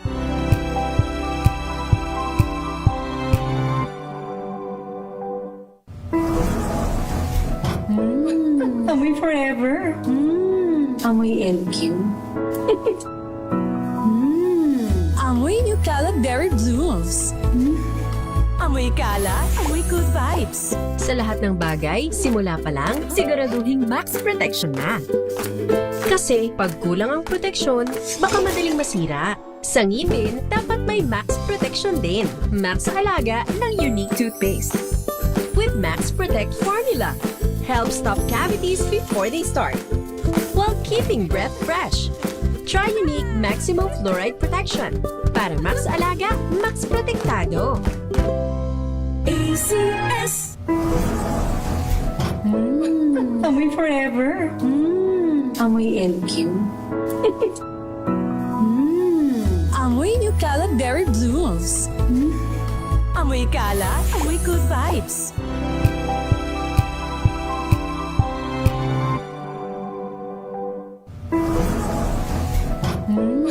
Amoy forever. Amoy LQ. Amoy New Cala Berry Blooms. Amoy Cala, amoy good vibes. Oras na makalipas ang alas 5 ng umaga sa mga may lakad, may dalawang formulation ng family alcohol na pwede nating pagpilian. Yung family 70% isopropyl alcohol, especially prepared for clinics, hospital, pharmacies, laboratories, pero okay na okay din po yan sa mga households. Very effective sa disinfection at sterilization. Ganyan ang bagsik ng family 70% isopropyl alcohol, maghapon man natin gamitin, no problem. Hindi po manuno yung ating makamay dahil meron po itong moisturizer. Yun ang mga mabangong family rubbing compound improved alcoholone. Aba, yan po yung mabangong isopropyl alcohol na ginagamit po ng mga masahista, mga barbero, mga doktor, mga nurse, mga komadrona for sponge baiting and other cleansing purposes. Family rubbing alcohol parang DCRH book na sa mahabang panahon, mabibili sa namang butik at convenience stores nationwide. Family rubbing alcohol, hindi lang pampamilya, pang sports pa. Secretary Benny Laguesma, pagaling po kayo. Maganda umaga, Pilipinas! Tumataas ang kaso ng back at joint pain sa mga kabataan. Ito ho, batay ho sa mga report ng mga doktor, edad 20 hanggang 30. Meron na pong sakit na nararanasan na katulad ng mga senior citizen. Aba, delikado to. Kung 20-30 pa lang, ikaw ba rin, nararanasan ba ito? Madalas na pag-upo. Ayan, hindi, lagi ka naman nakatayo. Iba naman yung ginagawa mo kasi. Anyway, kasama na natin ngayon si Ginoong Brian Posadas ng Theoxis Health Ventures para maintindihan natin bakit nga bang may ganitong klase yung problema ngayon ang mga kabataan. Sir Brian, good morning po sa inyo. Good morning, Kong Angel, at good morning sa mga tagapakinig at nanonood sa atin sa Magandang Umaga, Pilipinas. Ayan, nandiyan kaya. Mukhang maganda yung hotel na tinutuluyan mo ngayon. Hindi. Background to, background. Anyway, bakit may ganung problema? Usually, ito dati sakit ito ng mga lolo't lola, di ba? Yung mga back-end. Teka nga pala, si Presidente daw, namumroblema, kulang tulog lagi. Padala natin. Sabi ko nga kanina, dapat siguro masampulan niya ng matestingan niya ang ultrabayo, ha? Pwede natin padalhan. Sabihan niya lang. May panlaban siya sa puyat, pagod at stress. Ayan, ha? Oo. Anti-Claire, ha? Ayan, sige, ipadala natin through Anti-Claire, ha? Baka si Anti-Claire, padala na rin natin. para ma-testing. Hindi, si Anti-Claire naman, stress lang naman siya pagka nasa press con siya. Okay, dito tayo sa problema ng mga kabataan. 20 to 30 years old, may mga back pains na? Kong Angel, hindi siya surprising, no? Kasi ang kalaban ng mga kabataan ngayon, 20 to 30-year-old, yung sedentary lifestyle, tsaka screen culture, no? So, anong ibig sabihin? Ito yung number one driver ngayon for an early onset, no? Or maagang pagsalabas ng mga joints and back pain. Kasi yung young adults today, no? They sit more than any generation before them. So, ibig sabihin yung mga dating generation, dahil hindi naman tayo nakaglue sa laptops natin at hindi tayo lagi nakaupo, no? So, madalas naglalakad tayo, right? Halimbawa, may mga meetings ka. Sir Brian, sandali. Nung panahon mo, wala pa namang laptop eh. Desktop. Desktop. Inabot ka naman yung desktop na nagtatrabaho. Desktop. Yun, so, yun nga, di ba dati, kasi hindi naman heavy yung internet use natin dati. So, maglalakad tayo pag makikipag-meeting, pag may pupuntahan may kakausapin na boss, halimbawa, or mga katrabaho, we move from one cubicle to another. Tapos nagta-travel tayo no? Hindi naman tayo work from home before. Ang problema sa generation na ngayon, no? Yung 20 to 30-year-old, dahil nga naging convenient because of internet, no? Ang nangyayari, halos 8 to 12 hours a day na nakaupo. Kasi work from home, tapos puro gadget yung kaharap. Yung iba nga, di ba, para halos pagkagising, diretso sa laptop, trabaho na kagad sila, nakaupo na agad, no? And then, ang nangyayari niyan, yung hip flexors natin, nagta-tighten, and yung glutes natin, or yung gluteus maximus, no? yung sa puwet natin, nagwi-weaken yan. So, nag-chain reaction yan of low back pain. Kasi Kong Angel, pag hindi mo ginagamit yung muscles mo, may natural na deterioration yan. No? So, halimbawa, kaya nga nag-exercise, diba? Pag nag-exercise, sumasakit pero nagbi-build ulit yung muscle, no? Kasi may mga small muscle tears na nagbi-build para mag-strengthen yung muscle. So kapag hindi natin nagagamit masyado yung muscles natin dahil laging nakaupo at laging yung text neck posture ang tawag doon, no? Yung cervical spine mo, yung alignment nagkakaproblema.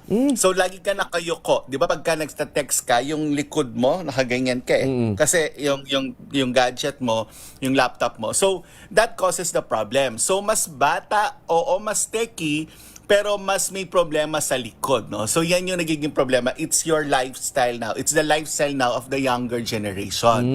And kapag weak muscle tayo, no, yung modern lifestyle kasi ngayon, weaker yung core, weaker yung back, so nagi-weaken yung stabilizer. Ano ibig sabihin ng weaker yung core?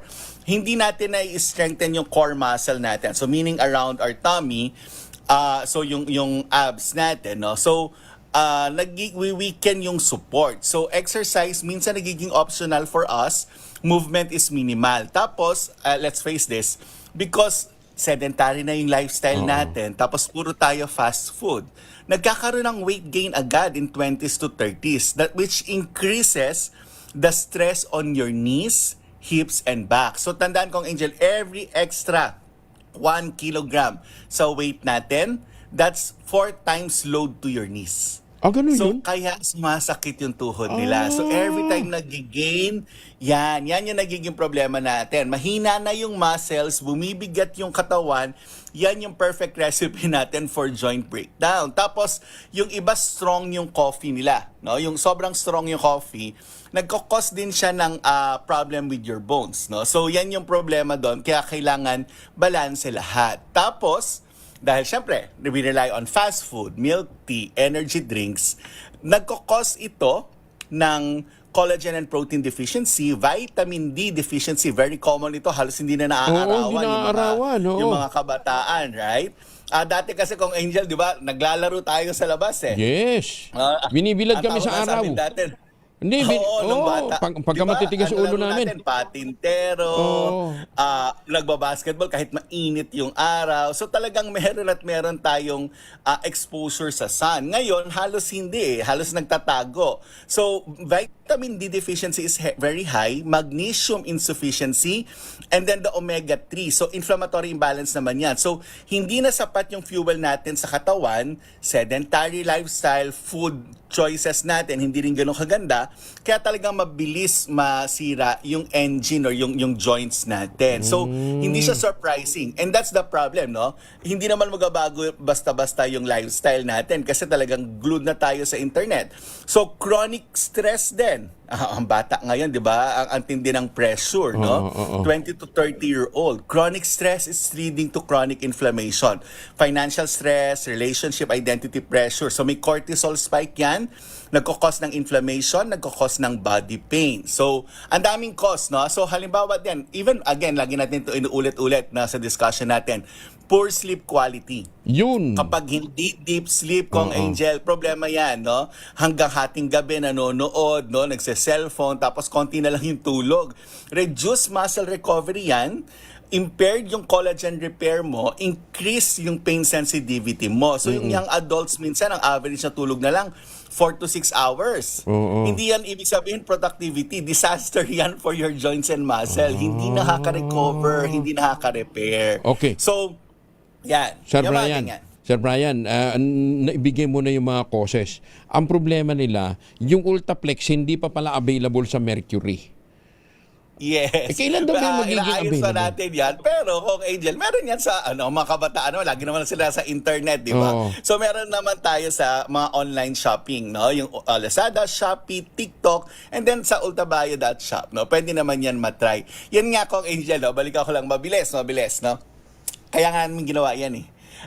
Yung Ultaflex. Kasi it's a powerful combination of HCG. Kaya nakalagay dyan, HCG complex. Pinagsama namin in a coffee drink. No? So meron siyang hydrolyzed marine collagen na very, very, ma-absorb, mabilis ang absorption, helps in your collagen in your joints. No?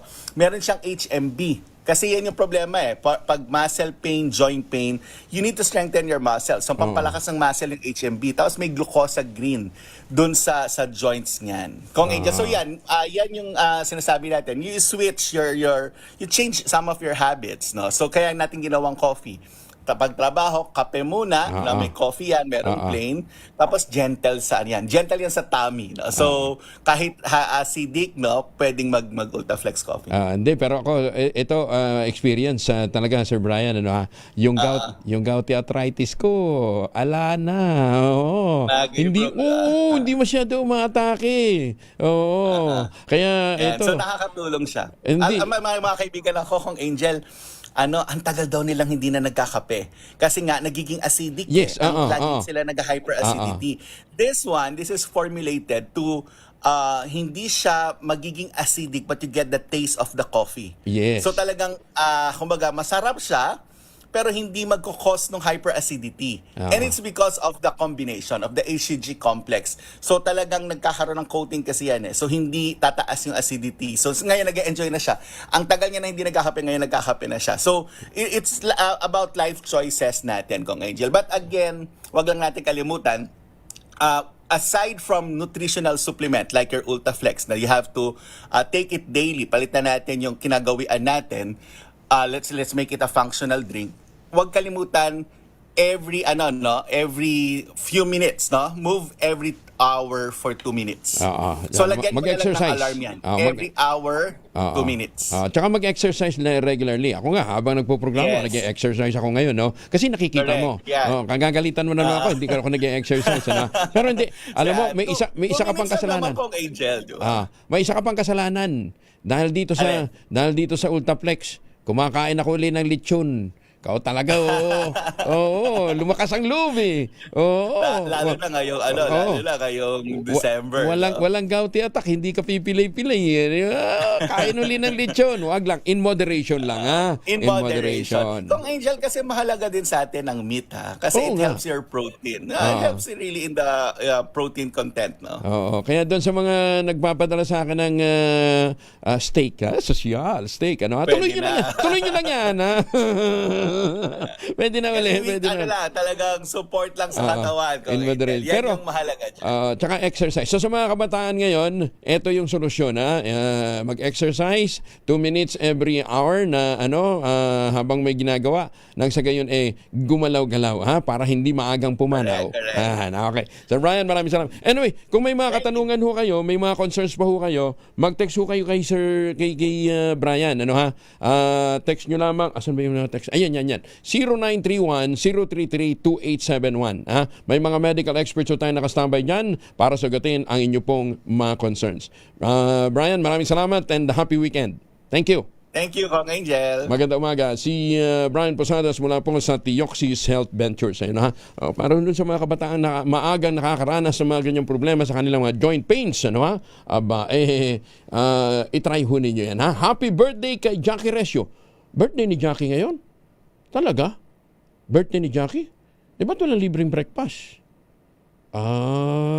Hindi naman. Nakirmit ba si Jackie? Hindi naman. Galante yan si Jackie. Oo. Maganda umaga, Pilipinas. Parating. BICAM sa 2026 national budget inurong na sa Sabado. Detalye na balita mo lang kay Raymond at Paas, RS28. Raymond, good morning. Ipinagpaliban ng isang araw ang Bicameral Conference Committee o BICAM sa 2026 national budget. Sa halip na simulan ito ngayong araw ng Biyernes ay bukas na ito gagawin sa Philippine International Convention Center o PICC alas 9 ng umaga. Ayon kay Senate President Vicente Tito Soto III, napilitan silang ipagpaliban ang pagsisimula ng BICAM alinsunod sa kahilingan ng mga technical staff ng Kamara de Representantes at Senado. Humingi sila ng isang araw upang balangkasin ang matrix at i-reconcile ang mga hindi magkakasundong provisions at halaga ng mga proyekto. Aminado ang Pangulo ng Senado na mas mahirap ang budget ngayong taon dahil pinaghiwa-hiwalay at may kasamang technical description sa bawat proyekto. Tinitiyak umano nilang lahat ng detalye ay nakikita para sa transparency. Pagkakataon ito para sa Kamara de Representantes na mabusisi ang bersyon ng Senado at ganoon din sa mga senador ay makikita ang bersyon ng Kamara kasama ang mga annexes nito. Sabi ni Soto, bagamat walang katiyakan kung ilang araw magtatagal ang BICAM, ang sigurado ipakikita ito ng live para masubaybayan ng ating mga kababayan. Ito si RH28 Raymond Dadpaz para sa DZRH, una sa Pilipinas, una sa Pilipino. Maraming salamat Raymond. Magandang umaga din kay Professor Andy Pereira. Mayor Sunny Mendoza, pagaling ho kayo ha. Oo, kumusta na ho yung ating masugid na tagapakinig dyan po sa Talisay, Batangas ha. Si Dr. Sunny Mendoza, pagaling po kayo ma'am ha. Magandang umaga din kay Justice Energito, kay Justice Max De Leon ng Court of Appeals. Busy ngayon mga justices natin ha. Kay Justice siyempre si Justice Martires, maaga din hong gumigising yan. Magandang umaga din po kay Justice Raul Villanueva, kay Ma'am Sally ha, good morning ho sa inyo ha. At magandang umaga din po kay Justice Maidas Marquez. Chief Justice Alex Gismundo, huwag niyo kalimutan, binabati din natin yan ha. Ambassador Raina Mbing, good morning. At again kay Ma'am Annabel Arcinia dyan po sa Las Vegas, good morning. Maganda umaga, Pilipinas. Ohayo gozaimasu sa mga suki natin dyan sa Japan. Kung pabalik na ho kayo ng Pilipinas, magpasalubong ho tayo ng tangerine chocolate. Mag-text na ho kayo kaagad kung paparating kayo sa 0919-095-5935. Ang tangerine chocolate po ay brand ng mga magniniyog ng mga magsasaka dyan po sa lalawigan ng Quezon. Sa tulong po ni Dr. Helen Tan, yung po mga planting material ng kakao galing Davao, hinakot po yan para maitanim sa ilalim po ng mga nyugan dyan po sa lalawigan ng Quezon. Kaya ngayon, nagpuproduce na ho sila ng dekalidad na kakao beans, pinoprocess para para maging tangerine chocolate. Available po yan sa 0919-095-5935. May mahigit 10 variants yan ang mga raw material galing din po sa ani ng ating mga magsasaka. I-check po ninyo sa tangerinechocolate.ph. Ang sabi nga po ni Dr. Helen Tan, sino bang magmamalasakit sa Pilipino kung hindi ang kapwa Pilipino? Ayan. Kaya sa bawat tangkilik natin ng tangerine chocolate, pinalalakas natin ang loob ng ating mga magsasaka, pinalalakas natin ang ating lokal na ekonomiya. Tangerine chocolate 100% gawang lokal but taste and looks global. Tinulungan ito ng DTI at ng DOST. Tangerine chocolate 100% gawang atin, sana ating tangkilikin. Maganda umaga, Pilipinas! Alas 5:40. Ang oras na yan ay hatid sa inyo ng Champion Detergent. Tapat po sa inyo. Right Med. Dahil...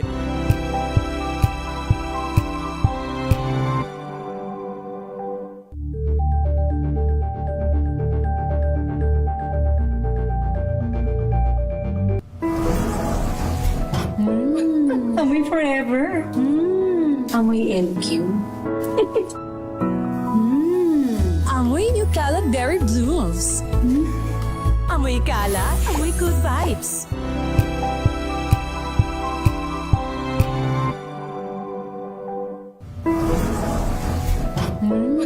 Amoy forever. Amoy LQ. Amoy New Cala Berry Blooms. Amoy Cala, amoy good vibes.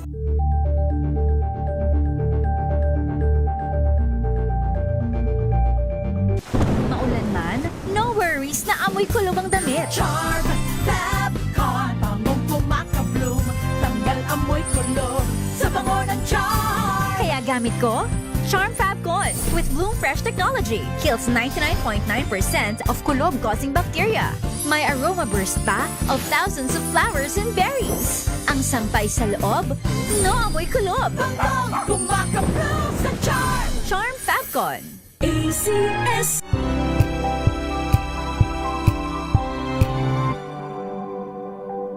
Hello, Washi! Laundry day na naman! Yay! Anong meron? Mancha ng chocolate, putik, may libag pa! Kaya natin yan! With Pride Washing Machine Detergent, may triple stain-away formula. Tanggal ang makapit, madikit, at malupit na dumit mancha. Kaya easy-easy ang labada. Mula noon hanggang ngayon! All you need is pride! All you need is pride! ACS.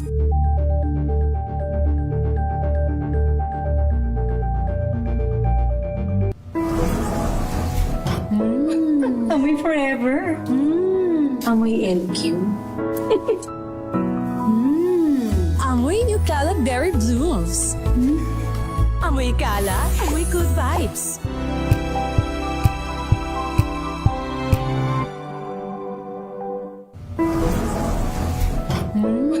Amoy forever. Amoy LQ. Amoy New Cala Berry Blooms.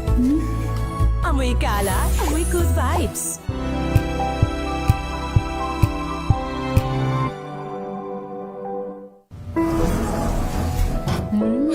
Amoy forever.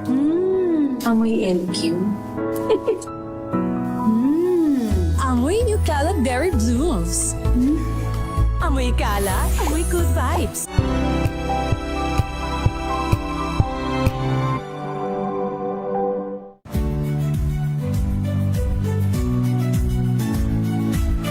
Magandang araw mga kaibigan. Ito po ang inyong balerina ng bayan, si Lisa Makuha Elizalde, na nag-aanyaya sa inyong samahan kami at ang aming mga espesyal na panauhin para sa kalahating oras ng masayang kwentuhan sa aming programang Art to Art, kung saan ang usapang sining at kultura ay para sa lahat.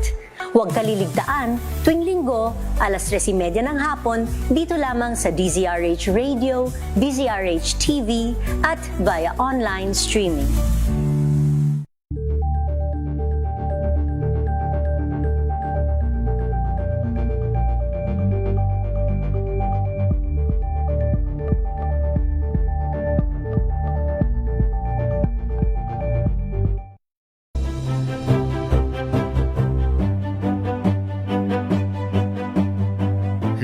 lang sa Metro Manila, pati rin sa Mega Manila.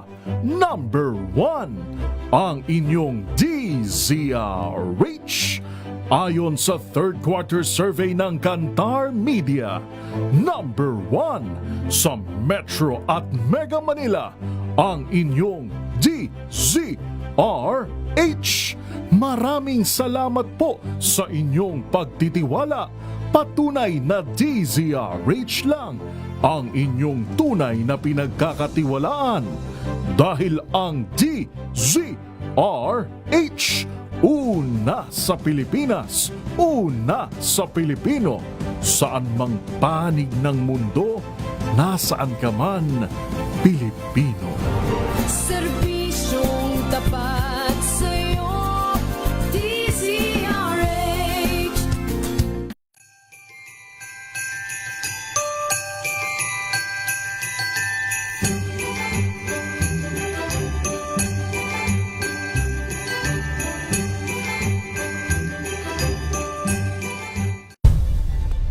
Nagsimula sa pangarap hanggang sa maabot ang tagumpay.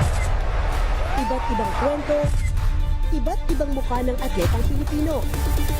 Mas pinatindi, mas pinalakas, at mas pinaaksyon sa Match Point tuwing Sabado, 12:30 ng tanghali sa DZRH TV.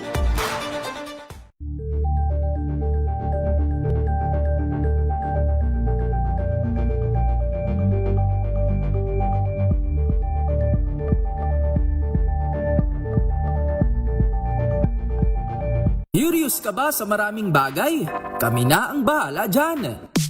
Aalamin, tutuklasin at bibigyang linaw namin ang mga katanungang bumabagabag sa inyong isipan. Sa programa kung saan ang bawat sagot ay galing lamang sa mga eksperto. Ang Expert's Opinion, tuwing linggo alas 3 ng hapon, dito lang sa DZRH TV.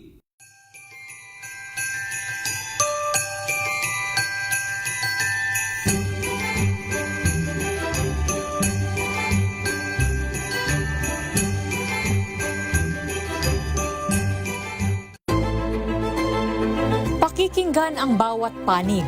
When you fight for justice, think about the queer people. Kung hindi kami magkukwento, sino ang magkukwento para sa amin? Ang mga panawagan, ipababatid.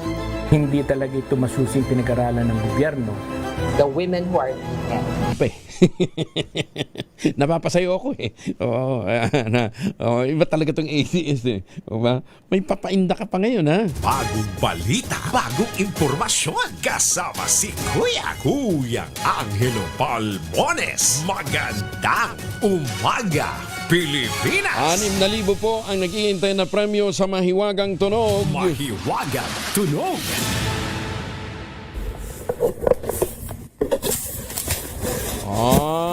Ano yan ha? 6,000 po ang naghihintay na premyo sa ating Mahiwagang Tunog. Ang inyong sagot, ipapadala po ninyo sa 0919-282-6485. Bagay yan na ginagawa natin madalas sa kapag magpapasko. Ano ha? Ang inyong pong mga sagot, ipapadala po ninyo sa 0919-282-6485. Sundin ang tamang format po ng pagdetext, empty space, name / address / contact number / at ang inyong sagot. Isang beses lamang po maaaring mag-text sa ating text line gamit ang inyong mobile number. Sa mga sasagot online, kinakailangan meron po kayong sharer badge.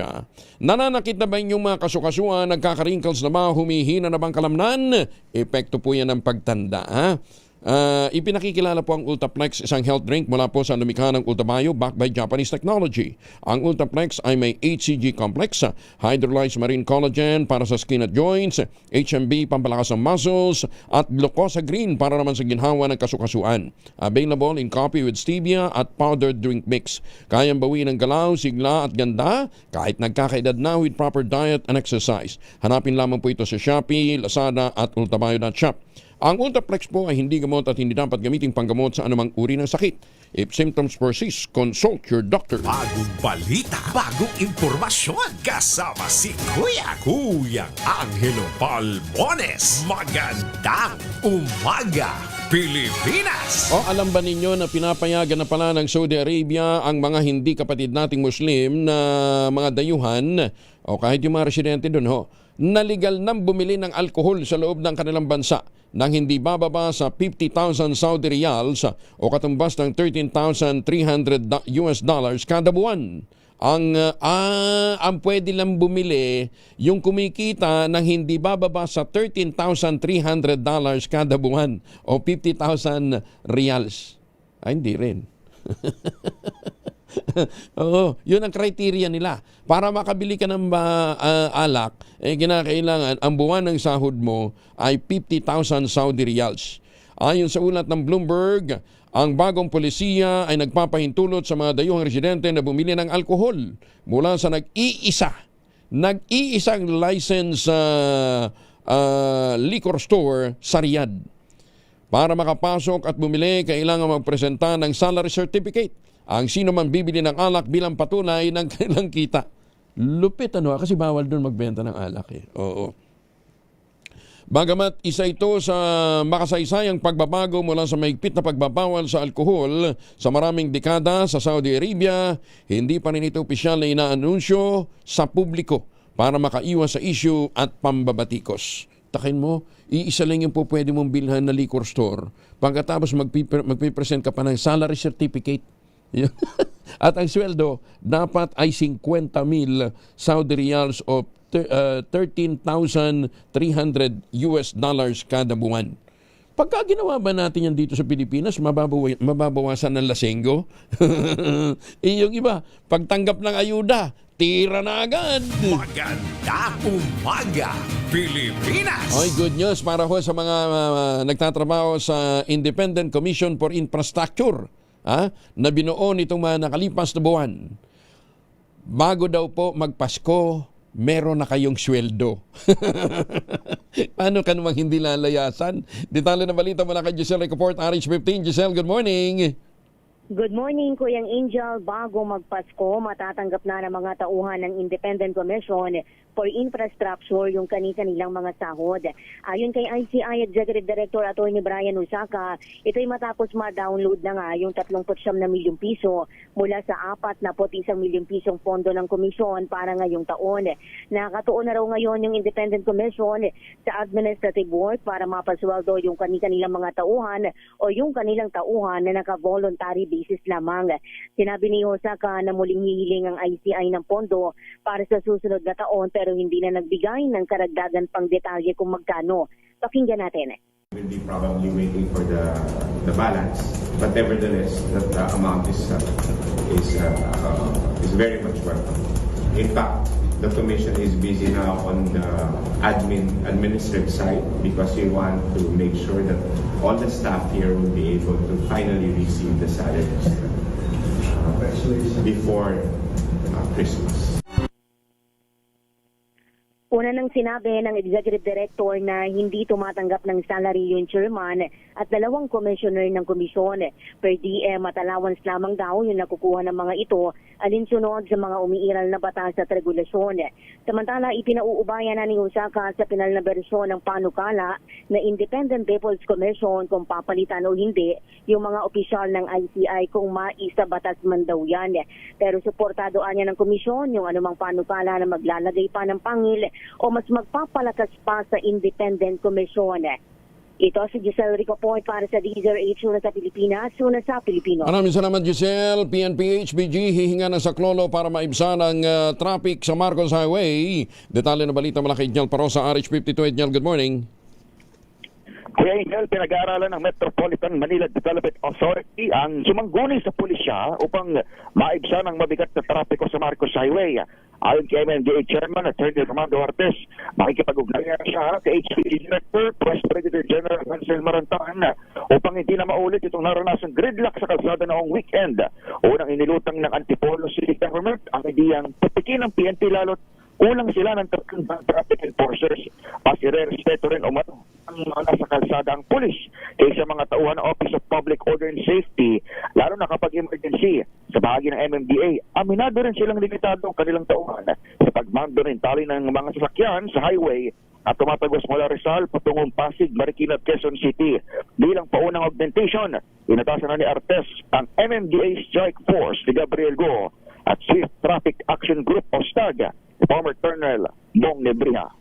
Ito si Edniel Parrosa, nag-uulat para sa DZRH. Una sa Pilipinas, una sa Pilipino. Maraming salamat, DJL. Magandang umaga kay Ma'am Evan Lang. Wala pala siya sa Las Vegas. Nasa cruise ship siya ngayon. Ang karamihan daw ng crew ay mga Pilipino. Aba, mga Pinoy at mga Pinay. Lalo na yung mga cook. Naku, ang gagaling ng mga cook natin sa mga cruise ship. Ang gagaling ng mga Pilipino dyan. Maganda umaga, Pilipinas! 5 minuto na lamang bago mag-aces ng umaga.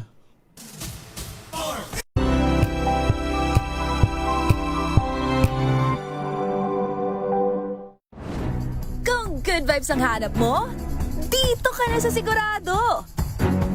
Mula sa mga istoryang nagbibigay ng inspirasyon hanggang sa mga kwentong may dalang solusyon. Mga balitang pampagaan, pakiramdam at pampaganda ng araw. Hindi lang basta good news, kundi the better news. Mula Lunes hanggang Biyernes, 1:00 ng tanghali sa DZRH TV.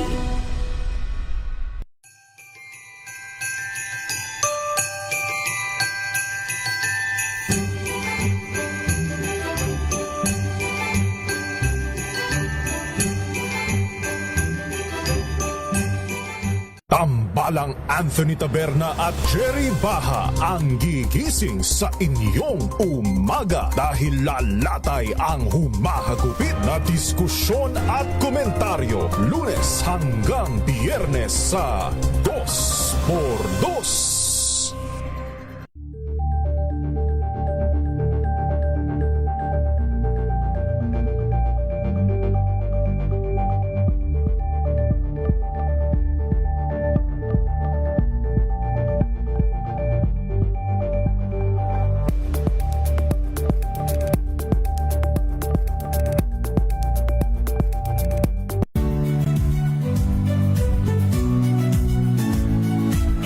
Magandang araw mga kaibigan.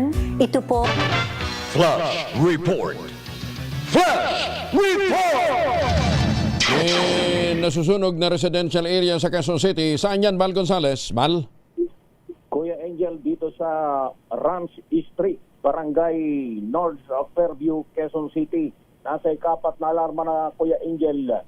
Itong sunog na ito na sumiklab at nagsimula kanina pang 4:23 ng umaga. Sarado na ngayon itong mga palibot nitong residential area na ito dahil doon sa dami itong mga kagawad ng pamatay sunog na nagtutulong-tulong para mapula itong nabanggit na sunog. So far, wala pa namang napapaulat, Kuya Angel, na nasugatan na nasaktan dito sa sunog na ito na sumiklab dito sa bahagi ng North Fairview sa Quezon City. Ano yan? Private subdivision ba yan?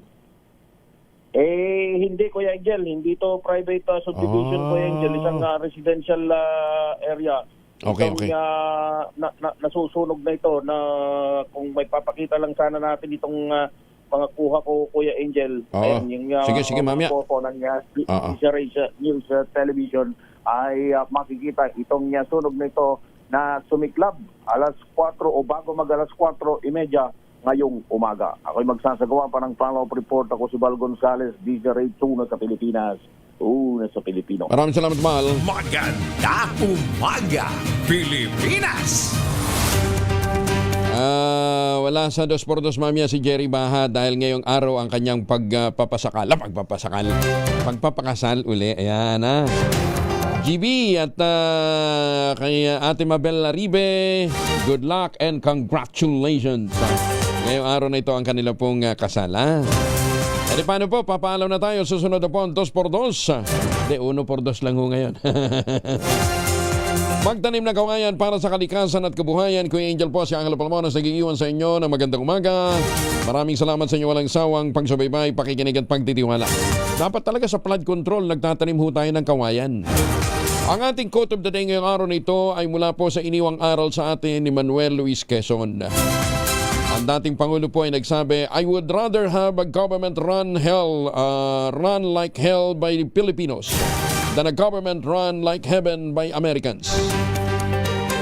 Pero sabi ho naman, jobless, Mr. President Manuel Quezon, our country is now being run like hell. by Filipinos, influenced by the Americans. Ala ring pagbabago. Aces na ng umaga ang oras sa buong kapuluan. Maganda umaga, Pilipinas! This time check is brought to you.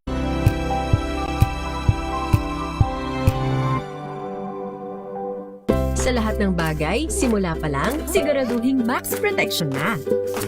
Kasi pag kulang ang proteksyon, baka madaling masira.